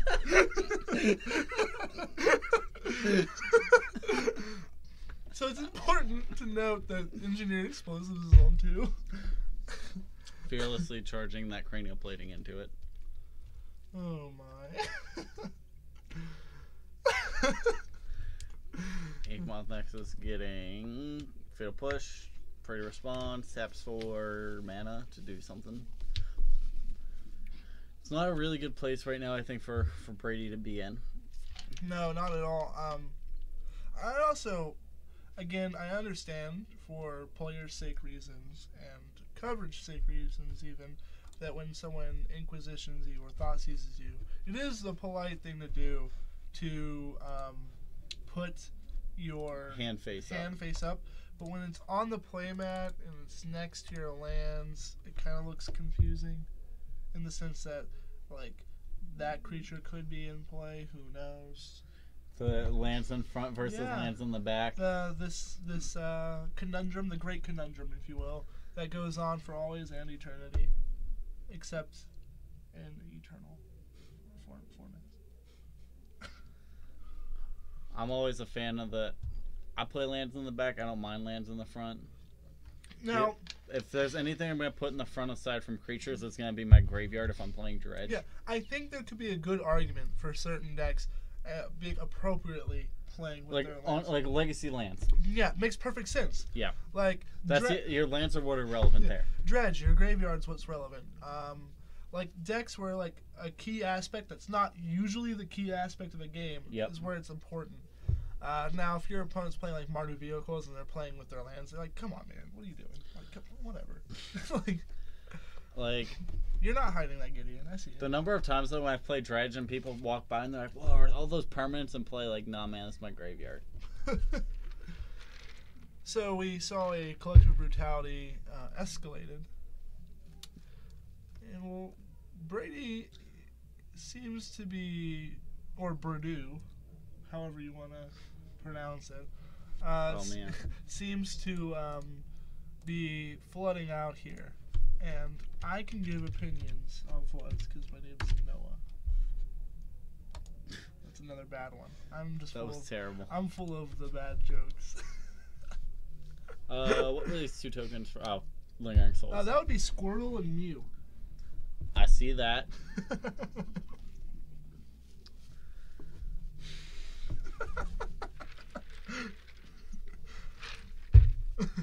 They're gonna block this Mem Knight all day. I know.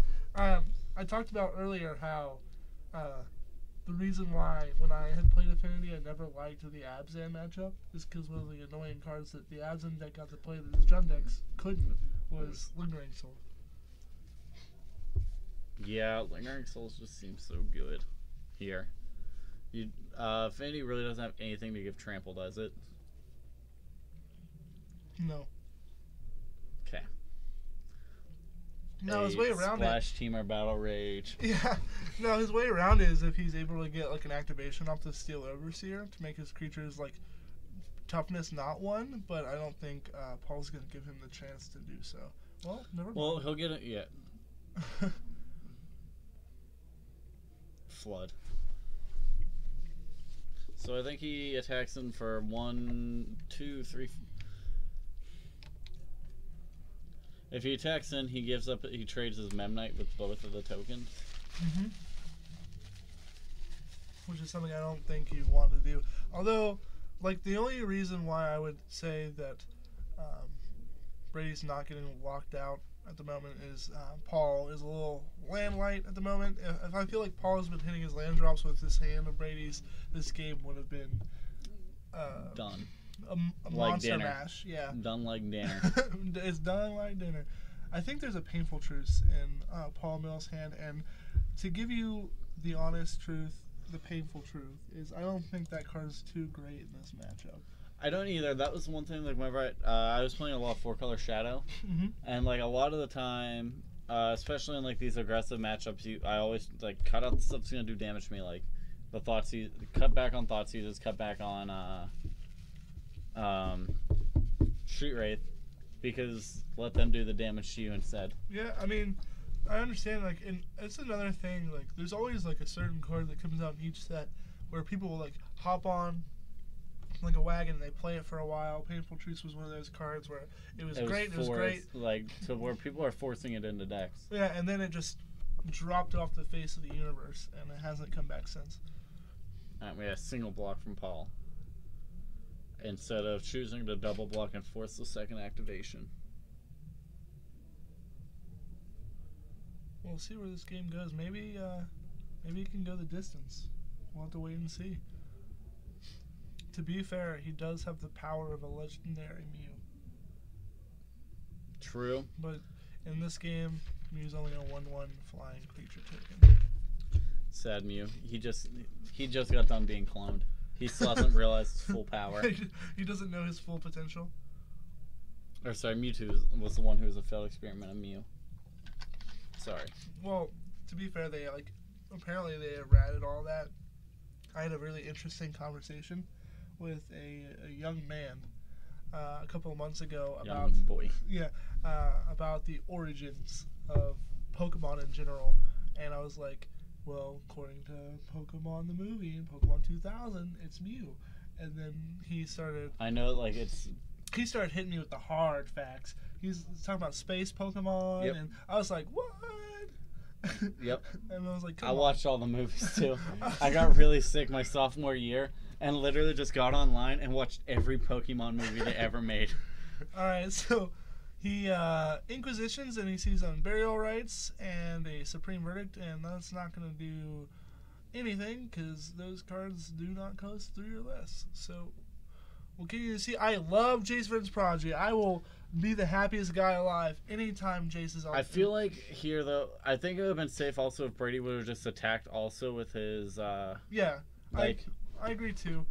Because now he gets to activate Jace, flip it, cast Supreme Verdict, and then I don't know if Brady's coming back from that one. If Brady hit like some man lands, yeah, and he's hit 3 Darksteel Citadels and Yeah, it's just not looking too great. What's he discarding? Is it land? Yep, discarding that. Transform. Are there any relevant creatures in Paul's graveyard? I don't think so. Paul has been relatively short on mana, and when he discarded Lingering Souls. Alright, he's gonna flashback a Fatal Push. I think we could see the crack of the engineered explosives now. I feel like... What stops you from not cracking the explosive? I guess you can wait for combat, but I don't know.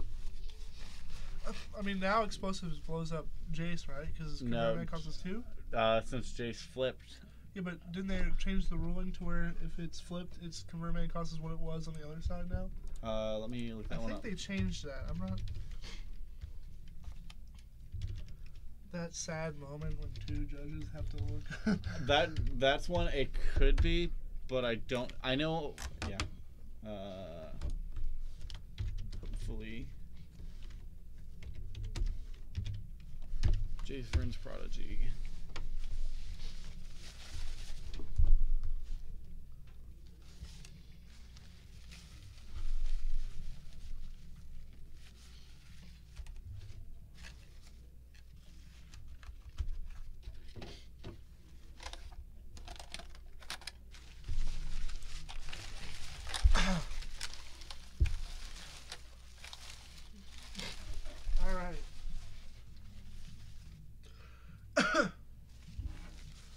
So he's cracking the explosives in combat.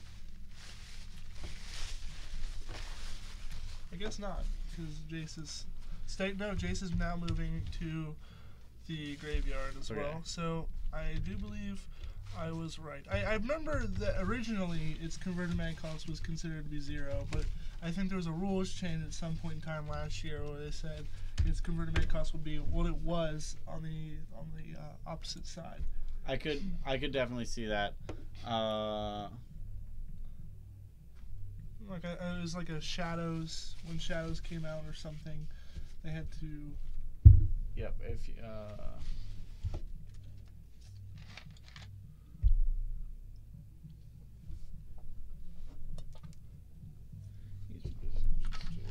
Now this is interesting because Brady has a Signal Pest and 2 Cranial Platings and a lot of Darksteel Citadels, and the only removal Paul has is Supreme Verdict. Paul might have to Supreme Verdict here to get that Signal Pest off. Now he might give it a turn and wait, but it gets considerably dangerous. I'm sure he'll give it a turn or 2 maybe, but it gets pretty. Yep, it's the same as on the front face. Or he can draw Fatal Push. It is the same as the front yeah, face, so like we thought. Yep. Because I remember like they've done that every once in a while now recently, where they like change a ruling. They did the split cards, and they did those. I remember like I had I think that's fun. Like the split cards, I'm sure it ruined some decks, but I'm really glad that they actually did something, because like the one ruling that was weird with it was like if you revealed to counterbalance, it could be either. It could be either. But if you reveal to Dark Confidant, it's both of them added together. Yeah, that's when Wear and Tear was like real good. Yep. But yeah, like who honestly, other than like Sean Carroll, misses the fact that Brain in the Jar was a modern viable card? Like who needs Dragon's Maze to have any value as a set anyway?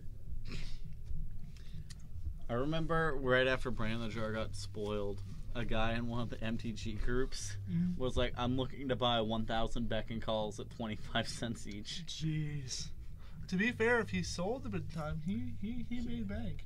Probably. Like, I mean, they got up to like $1 or $2. Yeah, which but still. That's 4 times what he paid on it. Yeah, that's a 300% increase in profit. That's incredible. The real card they should have gone after was Breaking and Entering, though. That was the real... Oh, yeah, with Kari Zev's expertise. Yeah, it went from 25 cents, like bulk rare price, to $5. All right, gifts. I think in Imperial Rights plus Big Fatty. Yep. Probably Gristlebrand. Guess I'm giving Gristlebrand. one of those sweet Magic cards that people don't remember was banned at one point. But a very sweet Magic card. Gifts ungiven. Though, this is a good place for Brady. Umbrella Rights. Nope, Elish Norn. Oh, because he has the Umbrella Rights in his hand. He has the Umbrella Rights in his hand. Plus, it kills it kills the champion, which is what I was just thinking about. Like, Gristlebrand doesn't do anything about that, but oh, that's brutal. Like, how many style points would we give Paul if he happened to own the Judge Foil Elish Norn? Does he get all of the style points? So much style. I mean, they've dropped down to an affordable price now. Like 500 or whatever. They're like 250 now. Oh, really? They were at like 6 to 7. They've dropped to like 250. So it's like making it like a car payment or buying an Elish Norn. All right, well, I dig it. Here it comes. All right, Elish Norn. All right. So, I don't think there's any way out of this at all. You could double Galvanic Blast Elish Norn to get back in. That's his only hope. That's his last hope. Alright. I draw the line at my puns. I really hope he just Liliana the Veil down tick. That'd be awesome. That would be style points. Yeah, that'd be infinite style points. He does have a swamp. I think that's for his Inquisitions and Thoughtseize. I do know Brady recently started picking this deck up, or started playing this deck, and he's been slowly building it. So it's just I remember back in my day we played Island and then we played Master Mountain. and Thoughtcast. Yeah, we played these cards that actually set affinity on them, and now there's Spires and basic lands galore, and I don't understand. Here's a good one for you. I'm not hip. Whenever we had the no ban list modern event here, if you played in that, what deck would you have played? I would have played blue-red Delver almost immediately. I think the two most powerful cards on the modern ban list are Treasure Cruise and Mental Misstep, and I would take advantage of those cards almost immediately, and I would bash people with Delvers, I'd counter spells. I'd play 4 Spell Pierce, my main deck. I'd probably play 3, because Spell Pierce gets so much better when people are trying to play broken cards. Oh, it would either be blue-red Delver, which is 100% what I would play, because you get to play with Ponders and Preordains, and oh man. But I would also contemplate Elves, because Elves would be sweet. With Glimpse of Nature, Green Sun Zenith. Glimpse of Nature, Green Sun Zenith, and Skull Clamp. Like that. Whew. But again, I don't have access to Mental Misstep, which would be the best card. So that's the problem. It has to be a Mental Misstep deck. I can't get behind the Hypergenesises of the world. I can't get behind the Storms. Rite of Flame's a sweet magic card. Seething Song's a sweet magic card, but that's not going to do it for me. I'm not going to play your Cloud Posts. Blue or go home. That's what it is. What about Skull Clamp Affinity? Oh man, you just had to say. To be fair, I think Affinity is just not good enough in comparison to the all other decks. Affinity gets to play Mental Misstep and it gets to play Skull Clamp, and that's sweet. But I think the better Skull Clamp deck is Elves, and if Elves can't play Mental Misstep, and it's the better Skull Clamp deck. If I'd be playing Skull Clamp, I'd be I want to play the best Skull Clamp deck. But if the best Skull Clamp deck can't play Mental Misstep, I'm not about it. I can't do it. Mental Misstep's just so good. Because I played in that event and played Hypergenesis for that event. That's sweet. And Hypergenesis can just get there, but I feel like it's just you're rolling dice when you play Hypergenesis. You're playing do I win on turn 2 Yahtzee game, and you shake the dice. Weird thing about it was compared to I've played Legacy Hypergenesis, and as far as power level goes between the two, Hypergenesis Modern, Hypergenesis Legacy, it is absurd in Modern compared to Legacy. But like I looked at some online lists, didn't like them, and for like no ban lists, and I ended up deciding the list I wanted to play was straight up 20 fatties, and the rest of the cards in the deck. I had to play one dismember, and yeah, I played like 2 dismember, I think, and then everything else cascaded. Mm-hmm. Except, so like I had 4 Bloodbraid Elf, 4 Violent Outbursts, and 4 Demonic Dread. Okay. So that you could consistently just cascade off on like turn 3, turn 4. The only thing that was a real feels bad, man, was Bloodbraid Elf, flip Simian Spirit Guide. Oh, yeah. Instead of keeping the chain going. I think one of the important things to look at that a lot of people ignore when they look at no ban lists, ultimately they think the format stays the same as is, and then those cards get added, and then that's it. But it's completely different decks you can play. When those cards get added to the format, other cards that normally wouldn't see play in Modern, or wouldn't see a whole lot of play in Modern, become relevant. Become really good. Like, if I was to play, I would play Blue-Red Delver. And in my Blue-Red Delver, in my main deck, I'd probably play 2 to 3 copies of Gutshot.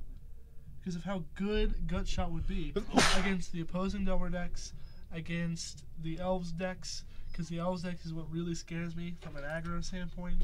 Like, I would make sure that card was in my deck. Like, I want to have as much turn 1 interaction. Like, I want to be doing stuff on turn 1. I want to be stopping what my opponent's doing on turn 1. So if I'm playing Delvers, Ponders, and Preordains, I can do something on turn 1. And if I have Mental Missteps and Gutshots, I can stop what my opponent does. And I think that's extremely important, and it's something I'd be all about it. And then I can Treasure Cruise so much earlier. Oh, yeah. Like, because I played, I played Hypergenesis. Like, my fatties in the deck were 3 Gristlebrand. Alright. 3 Gristlebrand, 3 Emrakul, 3 Omniscience, 2 Platinum Angels, brings me to 11, 2 Platinum Angels, 2 Terastodons. Nasty. Yeah, boy. 2 Terastodon, 2 Archon Rider. Ashen Rider. Ashen Rider. Yep. 2 Ashen Riders. Looks like we're getting some infect damage going. I'm not sure. I think Affinity won in the sense because he was attacking all out with infect damage, and he was able to instant speed equip maybe. Plus, Paul's showing his sideboard, possibly asking questions and saying he can't. Yeah, how he couldn't do anything with the Umbral Rights, and then the Swamp Sad Face being on top. Yeah, that happens. I mean, that's Magic for you. Variance in Magic, it occurs, and this was a sweet match. But I'm curious.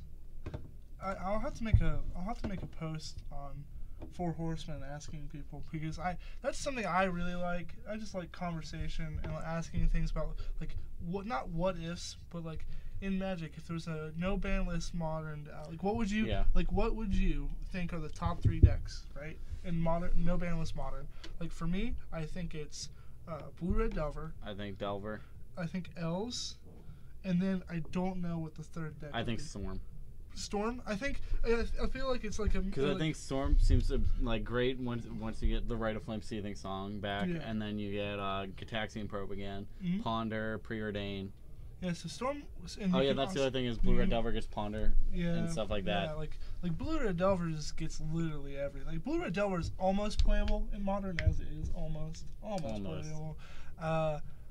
So the fact that they would literally get everything imaginable in the ban list, like that's incredible. I think I don't think it comes close. I think the best deck is easily Blue-Red Delver, and then it just the other 2 are debatable.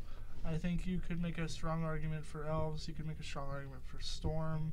You could make a strong argument for Affinity. You can make a strong argument for Eldrazi-tron. Or just the classic Eldrazi.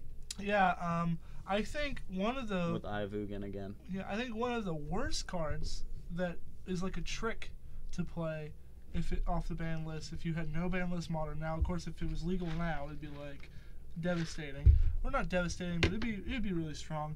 Stoneforge Mystic. If that's like a card you're playing, a no ban list modern, It's I'm not sorry. doing enough. You're not doing a whole lot against the You're not. the Storm Worlds, the Hypergenesis Honestly, worlds, same like, with Deathrite Shaman. yeah, He but does a lot, but from the event, like I was playing Hypergenesis, I played against it, and it literally did nothing Listen, in any of our games. I have to respect Deathrite Shaman. I played I've in seen- Legacy Elves. I can't tell you the number of times I've drained my opponent You from know- like 16 life to 0 with Deathrites. You know, my favorite time I've ever seen Deathrite Shaman do work was actually with a local player. Do you remember when Kazu, he was playing elves and he had like nothing on the board state, and he actually came back and won the game with Deathrite Shaman. I didn't see that, Like but that was sweet. I remember that. But like Deathrite Shaman just. I have One-mana so much respect for that planeswalkers, card. man. I played it in Legacy, I played in Legacy Elves. I played on Kazu's team for the team event. Mhm. Round 1, I got paired against Black Red Reanimator.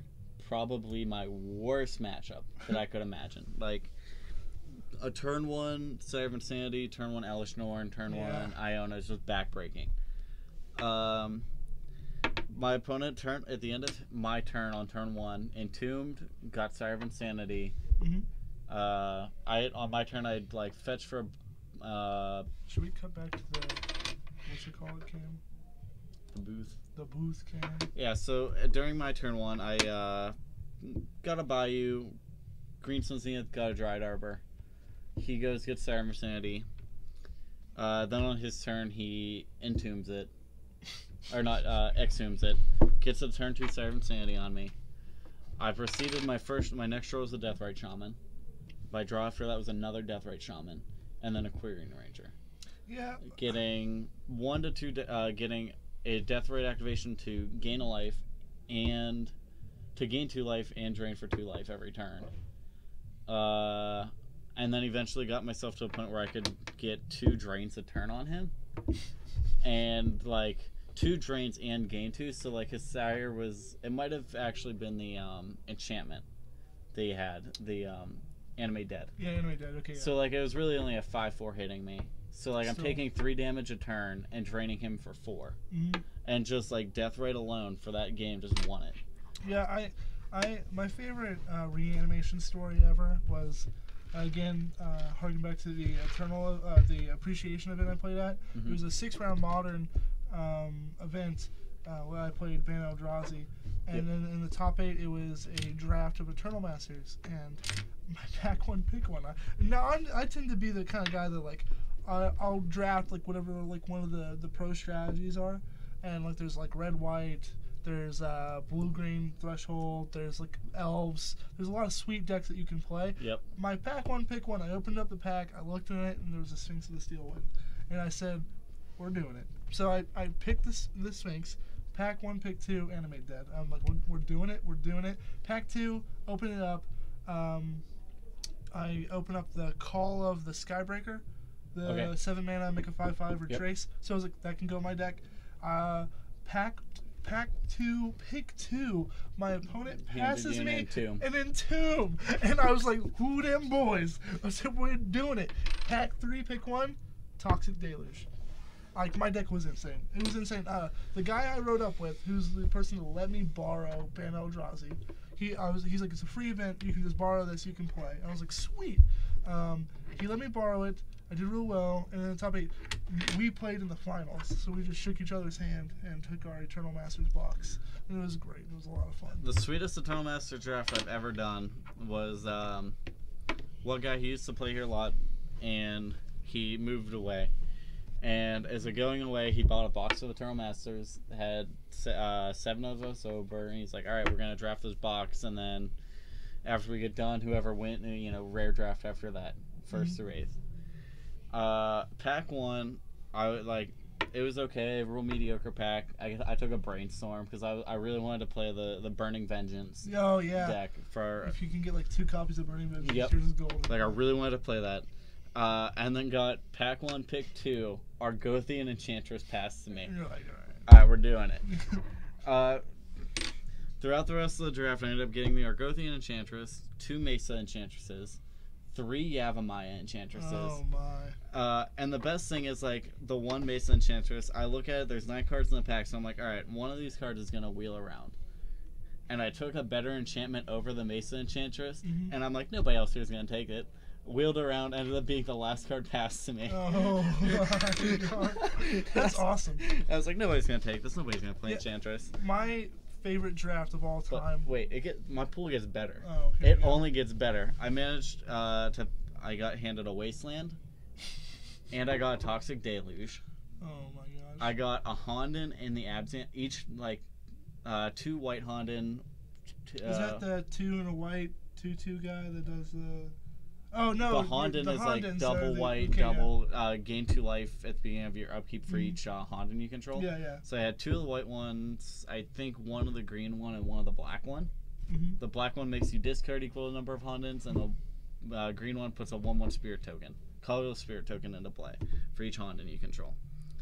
And, like, that was my deck. And, like, it was just gas. I'm trying to think if there were any other, like, sweet rares I got in there, like... oh yeah, the best one, Green Sun Zenith. I got a Green Sun Zenith as well. That's awesome. The best draft I ever had, and I mean ever, and it was probably like one of the funnest games of Magic I think I've ever played, honestly, was it was a Modern Masters 2017 draft, and in my draft deck I had 2 Comet Storms and 3 Wildfires. Modern Masters 2015, you mean? Whichever one had Wildfire in it. Comet Storm was in 2015. 2015? Yep. So I played in that one, and I had Idiot. okay, so maybe it was 2 different decks, because there was one where I had 2 Comet Storms, and then there was one where I had 3 Wildfires, and like I remember so whichever one had Mox Opal, which one had Mox Opal? 2015. So I remember opening up a bunch of Sphere of the Suns. Okay. And like I took those, and I was like, I need to cast these Wildfires. And the way I chose to win the game was I drafted 3 copies of Goblin Fire Slinger. It's the 1/1 that you can ping. Yep. So I was like, I played those, and I wiped the board, destroy all lands, play a land, play a Fire Slinger, and ping my opponent to death.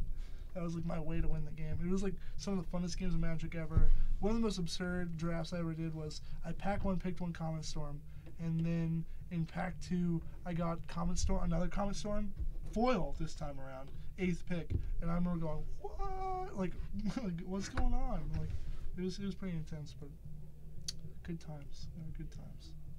Modern Masters those drafts were good. I like the Eternal Masters ones a lot. I didn't draft a whole lot of Eternal Masters. I wasn't like too interested. I bought a box, got a Force of Will and a foil Xanthid Storm. I was like, better than my box. I was like, neat. But I opened up a foil Wasteland too out of prize packs from something. But I picked up a pack up in the Waynesburg Forest and got a foil Jace out of it, and then dropped that immediately. That's money. That was good money. Just let me open up this money here and help pay off my TV. That's awesome. I only drafted Eternal Masters a couple of times, and it was sweet, but there were like a lot of like cards that if you played them, they were just backbreaking. Like there was the Goblin Trenches. Mm-hmm. And like that card was pretty disgusting. Oh, I beat a Goblin Trenches deck with the Enchantress. I was about to say. Round 1 I played against, like, I played Ryan Wolf, who we had on here earlier. I played Ryan Wolf, and he had basically a control deck, and ended up beating him. Round 2 I played against Brian Hayhurst, the guy who was moving. Yeah.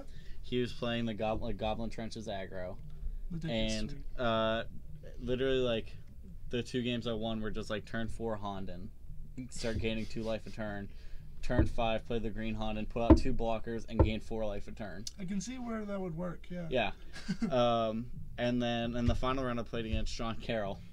Mm-hmm. Game 1 was just like on curve, like turn. I think the black Honden was only 3 mana.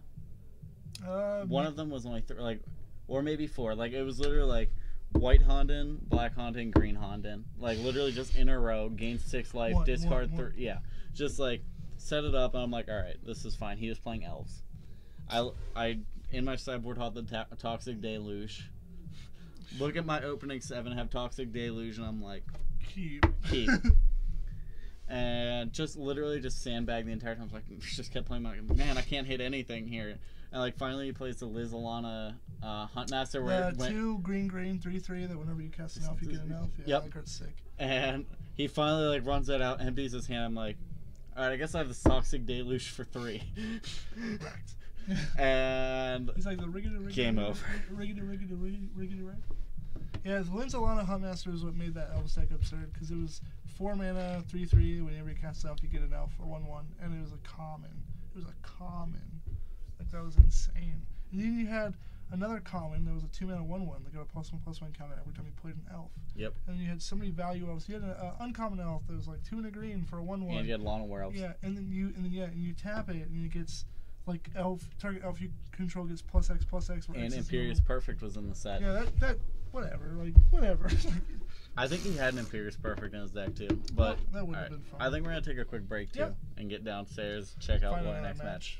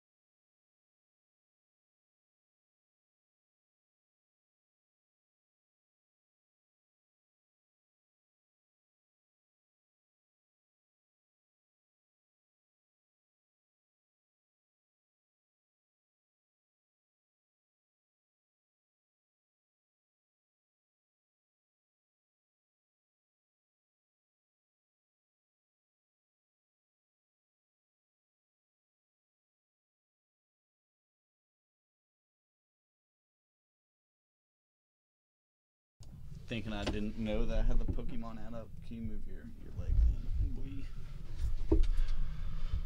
All right, we're back. We got Paul. No, we don't. We have Brady back. Brady is back. Back again. Tell your friend. Kazoo Negri.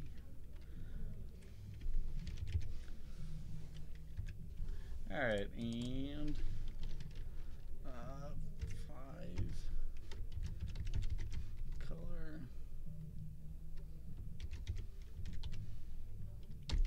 Guess who's back? That's a long name, but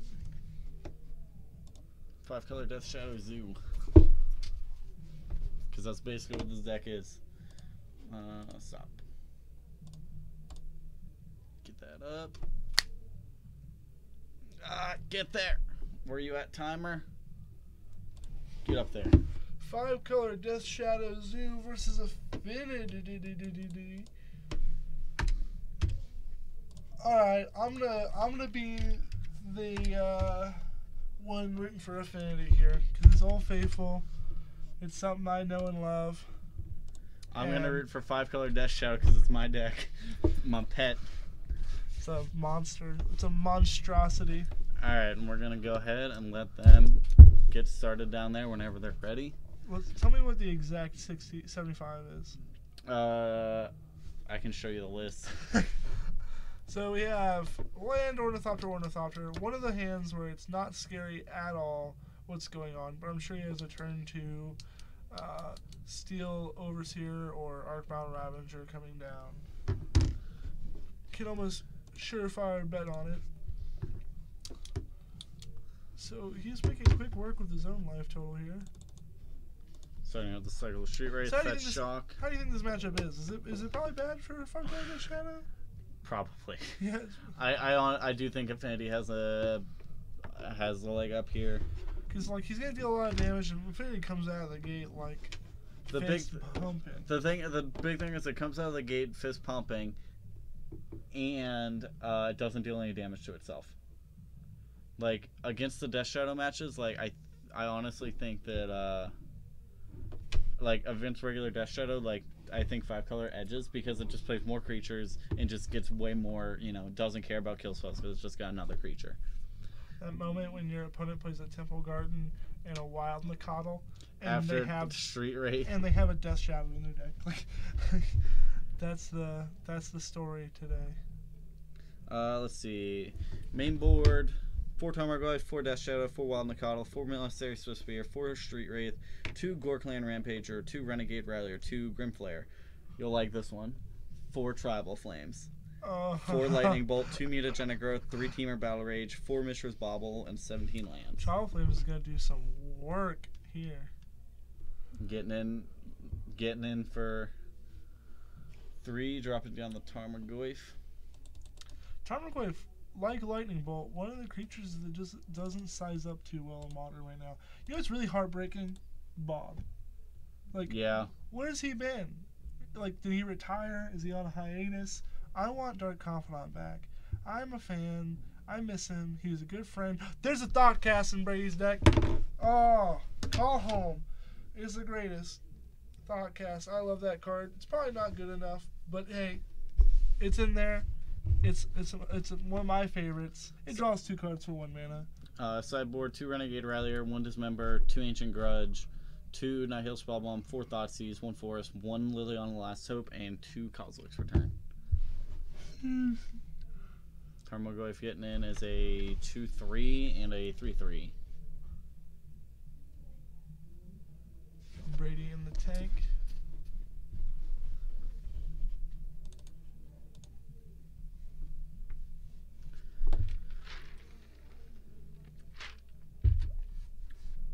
Like, this is a sweet thing with this deck is like,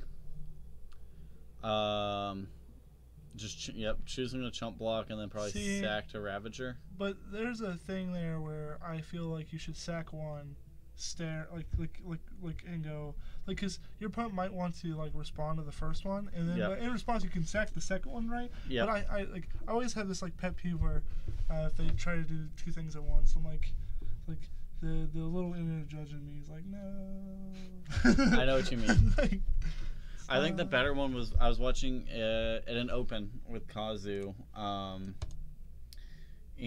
it was the team event in Baltimore in like February, and like Kazu shot they're both green black constrictor, shoots his opponent's walking ballista.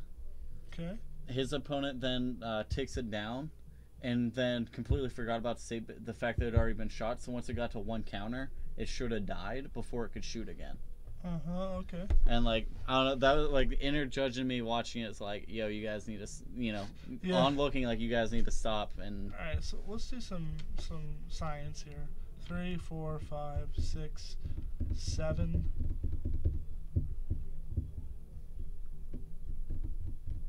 8. You can do 8 impact damage.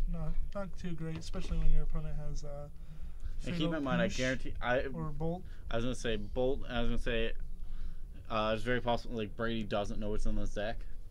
Clearly, could be like anything. Yeah, basically. I mean, like you assume it's like I to be fair, if my opponent went turn 1 Temple Card and a turn 2 Blood Crypt, I would assume it was a Tribal Flames deck. I would almost go. I'm willing to hedge my bets and say that this is like a Tribal Flames list. You played 4 different colors within your first 2 lands, and you can get the 5th color with the last land. Yeah, I was like, I'm pretty sure. I'd hedge my bets, but I feel like he's gonna be on the life game plan with this Vault Scourge. He's on the chumps, and it turns out to be whoever becomes more aggressive. And if there's a window where Brady can get in with Vault Scourge for a ton of damage and gain a lot of life, then Kazu's going to be in trouble. The big thing here is experience. So he's got Thoughtcast now, which is a sorcery. Huh? Yeah, Thoughtcast. And an artifact creature. So he's got artifact creature, sorcery, land. Yeah. So we now have 2 4/5 Tarmogoyfs and a 3/3. So 11 on the backswing. It's really possible here if Kazu just like Tez, Bolt, Mutagenic Growth, anything like that just ends up winning the game on backswing. There's also a chance that Brady has Galvanic Blast to kill off the Wild Nacatl, chump block the Midnight, sack to the Ravager, and then move counters from Ravager to Vault Scourge. And it becomes a real game where he can just like chump block with his man lands and just win through Vault Scourge. But it honestly just depends on the quality of cards in Kazu's hand versus. I see 2 bolts. There are 2 white bordered cards in there, and they are both bolts. That is not good for old boy Brady. Yep. So let's see who them boys.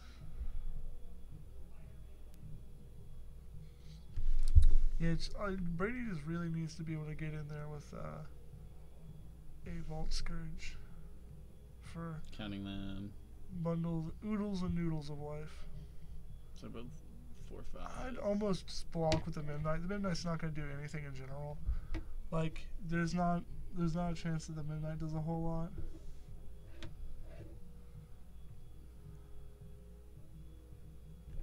He's gonna block, respond, team or battle rage. So he's gonna put an instant, making them 5/6s. Midnight's a 1/1, so he's gonna take 9 plus 5, 14. so 14, and lethal. Well, he has to bolt the Wild Nacatl, but if there's a lightning bolt, he will die. Yep. He is dead. He's gonna do some quick science. Adding up everything, this checks out. Quick science. Don't show him the Galvanic Blast and oodles, noodles, and caboodles. Yeah, the Galvanic Blast in hand. You know, like some lists stop playing Galvanic Blast. Like honestly, the Galvanic Blast only hitting the Nacatl, only killed the Nacatl there. I played against Brady because the one thing like that was relevant was People have been taking it out of their decks because it just doesn't like Tarmogoyf, like Dark Confidant, like Lightning Bolt. They just don't kill the creatures they're supposed to kill. And that was the thing, is like my Tarmogoyf is a 3/4. He played his Galvanic Blast, and then it became a 4/5 and lived through the Galvanic Blast. Oh, silly. Um, Goofball. I know I've played against Tarmogoyf when I'm playing it with a Dismember, and I literally thoroughly count the graveyards to make sure that it's gonna be a 5. It's gonna have to be a 4/5 on resolution to kill it. 1, 2.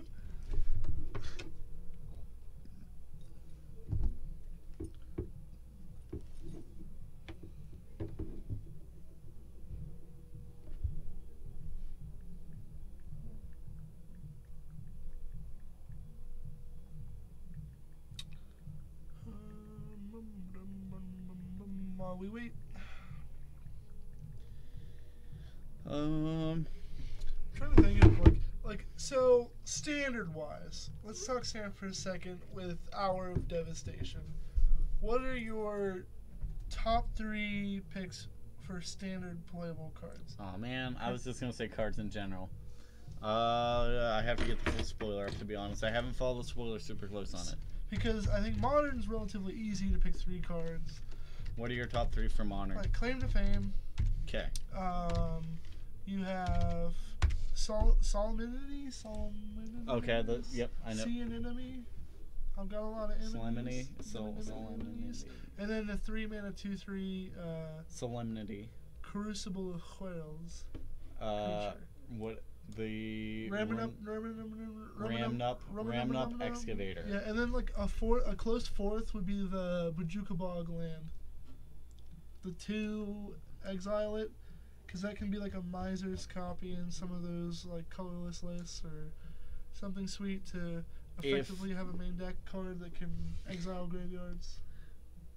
If the Marvel had not been banned,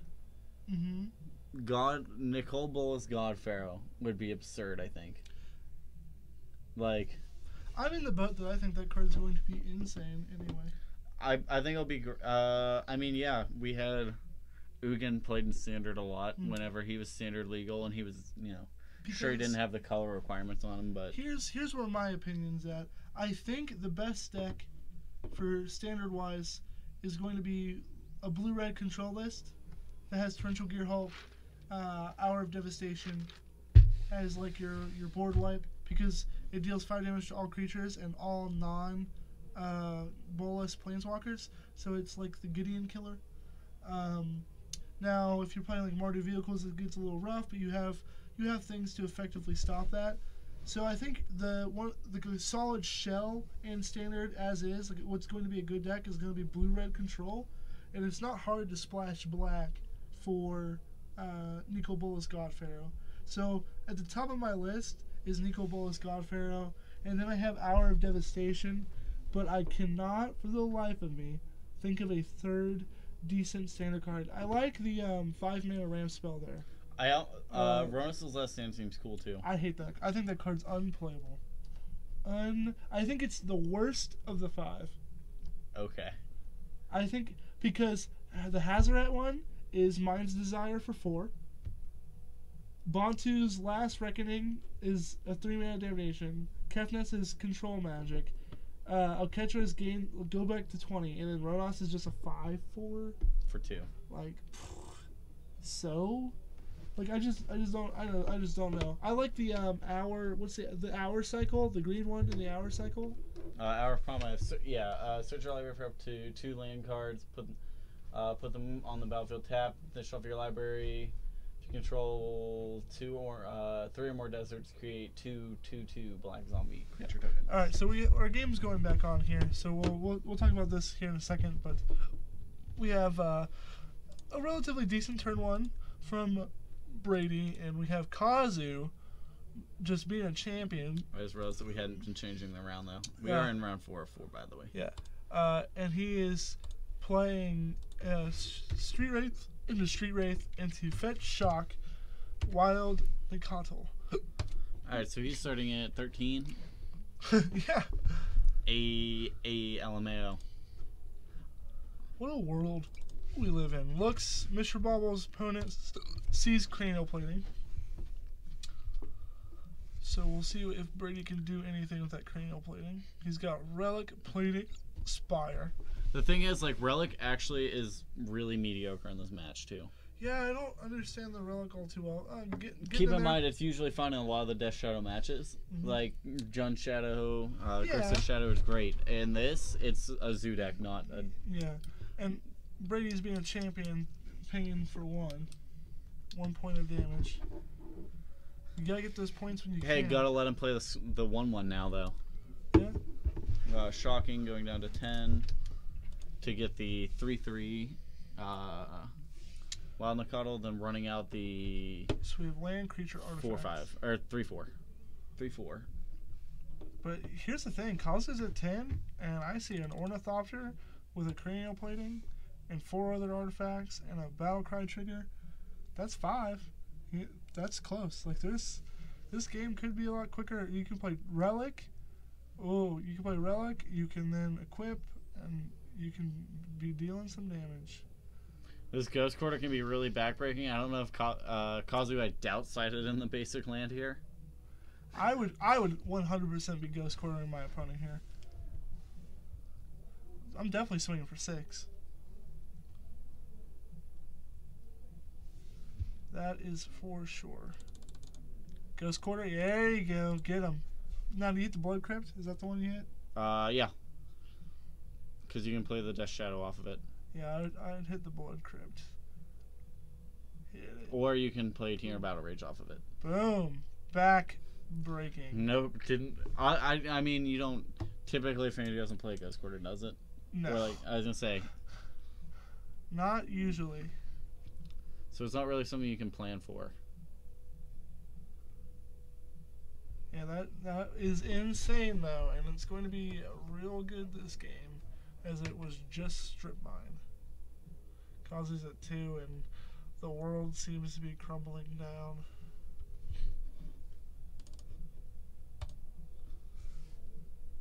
You think Kazu's just sending a message here? Hoping Brady messes up somehow? I mean, if Kazu has a bolt, it saves him a turn. Not if Brady untaps and draws a land that can produce black mana. We'll see what happens. Nope, it was a mountain. It was a mountain? Mm-hmm. I'd be cracking the relic. Why? I would not equip to the signal past here. As if someone's going to be pointing a bolt at one of my creatures, I want that bolt to be at your Ornithopter. Yeah. Maybe it's so he can leave his Ornithopter back to block. Nope. Alright. Going to game 3. I would have cracked the relic too.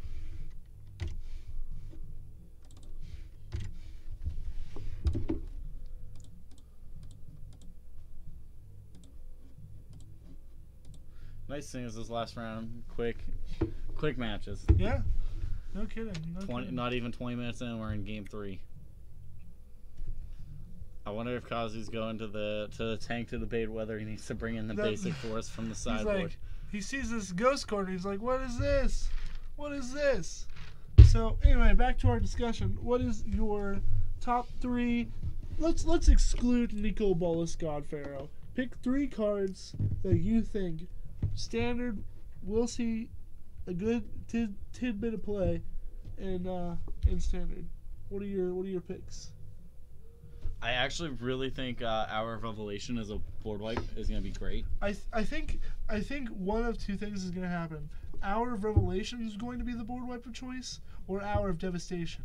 Because Hour of Devastation is real good against the Gideons of the world and like the creature aggro decks, and Hour of Revelation is good against the vehicles. Oh, you can't. You had mentioned about the Gearhulk getting back Hour of Devastation. Oh, no. I wasn't talking about it getting back. I'm just like your curve. Oh. Your turn 3 counterspell, turn 4 Glimmer, turn 5 Hour, turn 6 Gearhulk. Like that curve is insane. I think the blue-red shell for control is better than the blue-white shell, but it ultimately depends on how much Mardu vehicles you see, because Hour of Revelation's better in that sense than Hour of Devastation. It's just dependent on if it's creature-based aggro decks coming out of the gate or if it's the vehicle decks. Because Hour of Devastation's back-breaking against Gideon. There was actually, I remember one a while ago that looks like Kazu kept his hand. He's playing Mishra's Bauble, looking at his opener before he plays a fetch land. I think a lot of the defeats also seem really good. What are the defeats? Oh, yeah. I like the defeats as well. I think. I don't know. They're a little bit too niche. I think like Gideon's defeated, exile target white creature that's attacking or blocking.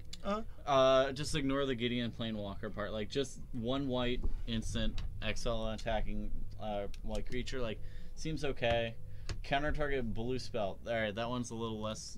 Gain save is always good. Liliana's defeat. This one was good. Liliana's defeat seems fine. Destroy target black creature. If it's a black planeswalker or black creature or black planeswalker. If that creature was a planeswalker was a Liliana, her controller loses 2 life.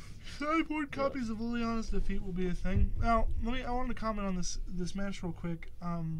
The Darksteel Citadel Vault Scourge Ornithopter Midnight is one of those hands that I feel is ultimately always a trap to keep unless he has a Ravager or a Darksteel. I think he has a Cranial Plating. Okay, then it's obviously good then, but it's always like I've seen players keep hands where they're like, I get to throw all these cards out, but then they actually have no way to pay it off. Yeah. Wasn't there like a 1-mana enchantment from the set? I know that I remember. I could swear I saw a spoiler of it, like a 1-mana enchantment, and I remember seeing it like, wow, I like this card. I don't know. I'm gonna try to find it real quick. Right. For some reason, I thought it was just a single green. So he plays Mountain into Ravager. So he has Ravager as champion, and he has a copy of Cranial Plating. I think his best bet is to slam those copies of Edge Champion down as soon as he possibly can, because those cards get insane. I also think that Kazu might be in a little trouble here. He has blue-red and black mana, so he can't cast Wild Nacatls. He can't cast Tarmogoyfs. I think he might have gotten himself into a corner where he has a hand that doesn't do exactly what he wants and needs it to. If Brady can find a land and start putting these Edge Champions down, that gets devastating. Now Kazu might just have like the burn hand where he can flames. Steel Overseer. He has another bolt in hand. Well, the good news for Kazu is that Brady does not have another land to slam down that Edge Champion, because Edge Champions have to be brutal Magic cards. What would be brutal here is if he goes, if Kazu goes with a Kozilek's Return. Oh, that would be insane. Because I know, yep. Wow. Kozilek's Return, the 4-for-1. That's a card that was in this deck. Yeah. Didn't see that one coming. Well, never mind.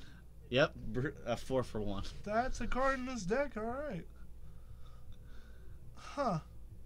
I knew I read it off in the sideboard. Yep, here, the Wild Nacatl, the Swift Spear, and a Death Shadow. Huh. Kozilek's Return. I mean, he's gonna play a really bad 2/2 here? Huh. Like, the Edge Champ, like, it'd have been great if you could, like, snag the Edge Champions too, but... Well, this is Bad News Bears. Alright, still the Wild Nacatl is only attacking for 2. There's no plane, so it's 1, 2, 3... 4, 5, 6. Yep.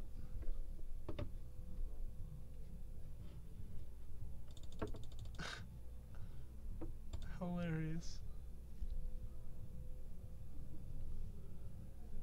think his dice is off down there. Yeah, I do believe he should be at 12 and not. Because he was at 19, but he tapped the Spire. And he ran out the Tarmogoyf, who is a instant land creature artifact. Isn't it Tarmogoyf in play? Yeah, it's under Kazu's name. So it's at least a 4/5.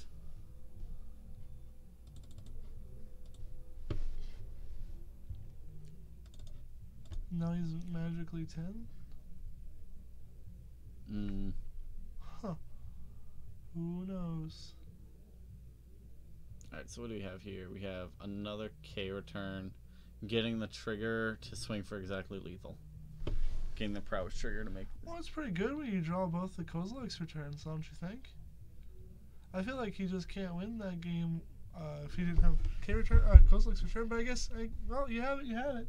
If you have, like, the best sideboard card in the world for your deck against your opponents, you're going to win those games. And you have 2 of them. Yeah, you had both. Huh. With I think he had another bolt in hand. Still, that's crazy. You have the... That's magic. When you draw your sideboard cards against linear decks, that's how it goes down. All right, we have Kazu taking that one to 2-1.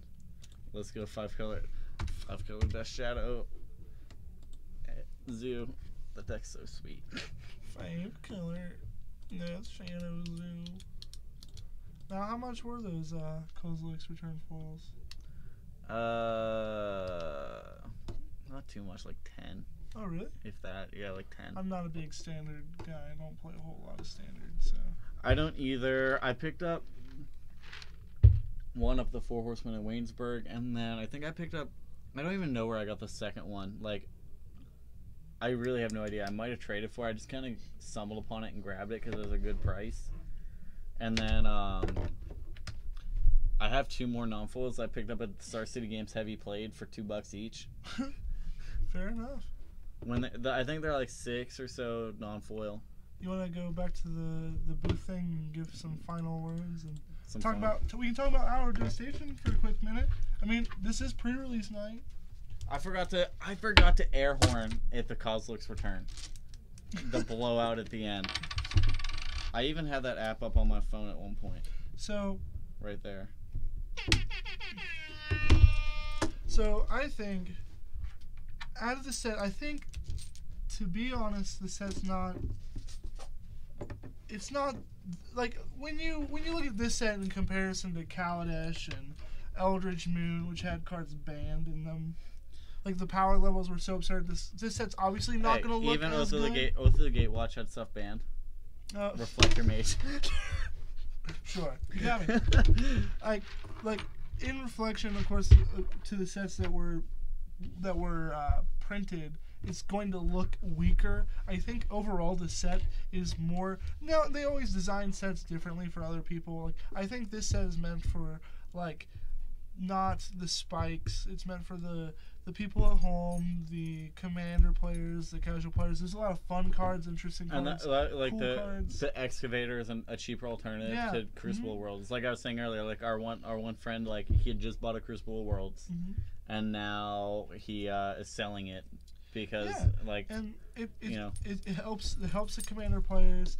The casual players see cards like that. Like that Crucible Worlds was designed by the Magic community because it was a card, like an effect that they wanted on a Magic card. So this sets a lot of the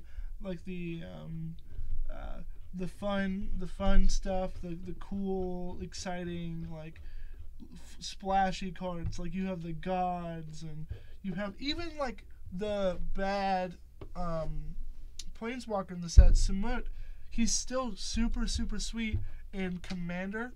He does a whole lot. You can play him, and you can play what is the name? Doubling Season. Yep. And you can immediately ultimate Samut and go grab 2 more Planeswalkers. In Modern, if you want to get real spicy, you can play Samut in Doubling Season. You can Ultimate Samut, go and grab Samut and another Planeswalker. Ultimate Samut, go and grab Samut and another Planeswalker. Ultimate I think you go and get the memes are real. You have to go at least get another Samut. get another Keep the Smut chain going. and you go get a Tameo. Give Tameo, yourself Field Researcher, omniscience. yeah. And then And you then draw draw 3 3. cards. That's gas. I remember where I I'm saw. doing it. I remember where I build saw this. the one man enchantment that I was talking about So earlier. let's look at the gods here. We'll Give me 1 sec. We'll debate on the most playable ones. It was the one from the Ixalan spoilers. Oh yeah, whenever a creature you control becomes a. Yep. Let's not look at the Ixalan spoilers. Those people, those jerks. Dem boys. Dem boys. But let's look at the gods here. We have the Scorpion God, I hate the 'em. Scarab God, the Locust God. I think one of them is playable. At least, like, here's the problem, right? The Locust God just doesn't size up too well against Torrential Gearhulk. You have the Scarab God, who's just in the wrong colors. It's a powerful creature. It's just in the wrong colors, like blue-black creatures. That's like, ooh. And then you have the Scorpion God, and I've been playing Magic long enough to know that if you want a red-black card to see play in Standard, it needs to be on like Olivia Voldaren power level, like because the like red-black cards, like as sweet as they make them, they never like. Kozilek's Return's about, or not Kozilek's Return, but Kolaghan's Command. Yeah, like they never seem to make it just because the red-black strategy is never really there. Like, you have Unlicensed Disintegration, but you have so many cards that just, like, were so sweep and never, like, got to see their day in the sun. Like, you have Scorpion God, you have, like, the Rakdos Returns of the world, you have the Sires of Insanities, Snack Back to Calamities, like, you know, you just have like those cards, and like they just don't get there. And Scorpion God is sweet though; it's my favorite one because it draws cards, it kills creatures, and it comes back, but it's probably too slow. The other mythics, Samut, I'm just not feeling it. The Locust God I think is just bad. Scarab God's in the wrong colors. Crest Sunmare, I don't get it. Like, I get it, horses, it's awesome. It's not for me. Anesh, Cryosphinx Sovereign, not for me. It's for the commander players of the world. Razaketh, the Foul-Blooded. This is a commander card through and through, but this is like one of those cards where this set is not gonna like this set is like one of those sets that people are gonna forget about due to the power level of the sets before and come after it. And this is gonna be like one of those cards that's gonna be like $40 for no reason because it's a demon. It's a great commander. Yeah, and it's a great commander, and people are gonna be like, this is insane. And this is going to be your expensive card in the set, like 4 years from now. This is gonna be the card that's like the money dollars. Then you have Neheb. I'm just not about the Zombie Minotaur Warrior. And then Majestic Myarch. No, I think Myriarch. Yeah, I think Soul Fiend, was it? Soul Flare. Okay. Well, I think that was just a better version of what this card does. Because it had like the Delvey-ish kind of like creature graveyard abilities. Like, I think that was just a better version of what this card is. And that card was a rare. So my issue with the set, I always play green. Mm-hmm. There's no green in the gods. Well, it's because Nico Bolas. Yeah, well, You guys finally got an invocation. I know, and I'm happy we got an invocation because I am gonna pick those up. Like, finally got choke, which is great because there happens to be a player in the shop who plays Merfolk, and I just want to get. I just want to who them boys in. I just want to get them with that good choke. Like, okay, so here's. Sorry. Also, we have Lord of Extinction as another green card, and we had Maelstrom Pulse. True. I mean, I'm talking mono green. You have Ronos, and now you have choke. But like when they were doing the spoilers for them with Lord of Extinction, I was thinking it was like we were trying to figure out what Lord of Extinction could be, and I was like, I guess it could be like I thought that could have been like the artwork for one of the gods before they were spoiled. I was like, that might have been one of like the newer gods, and I was like, it could be like an Eldrazi of some kind, It That Betrays or something. But my thought was Through the Breach.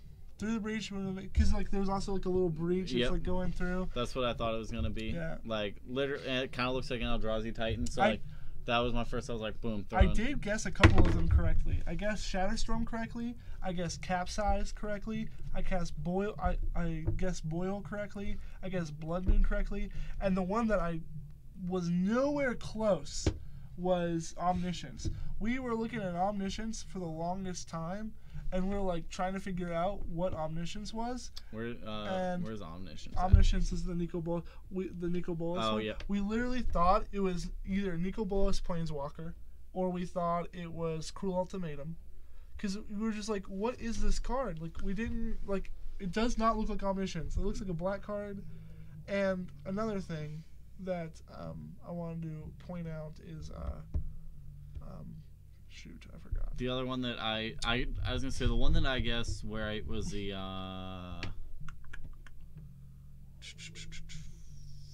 Avatar of Woe made no sense.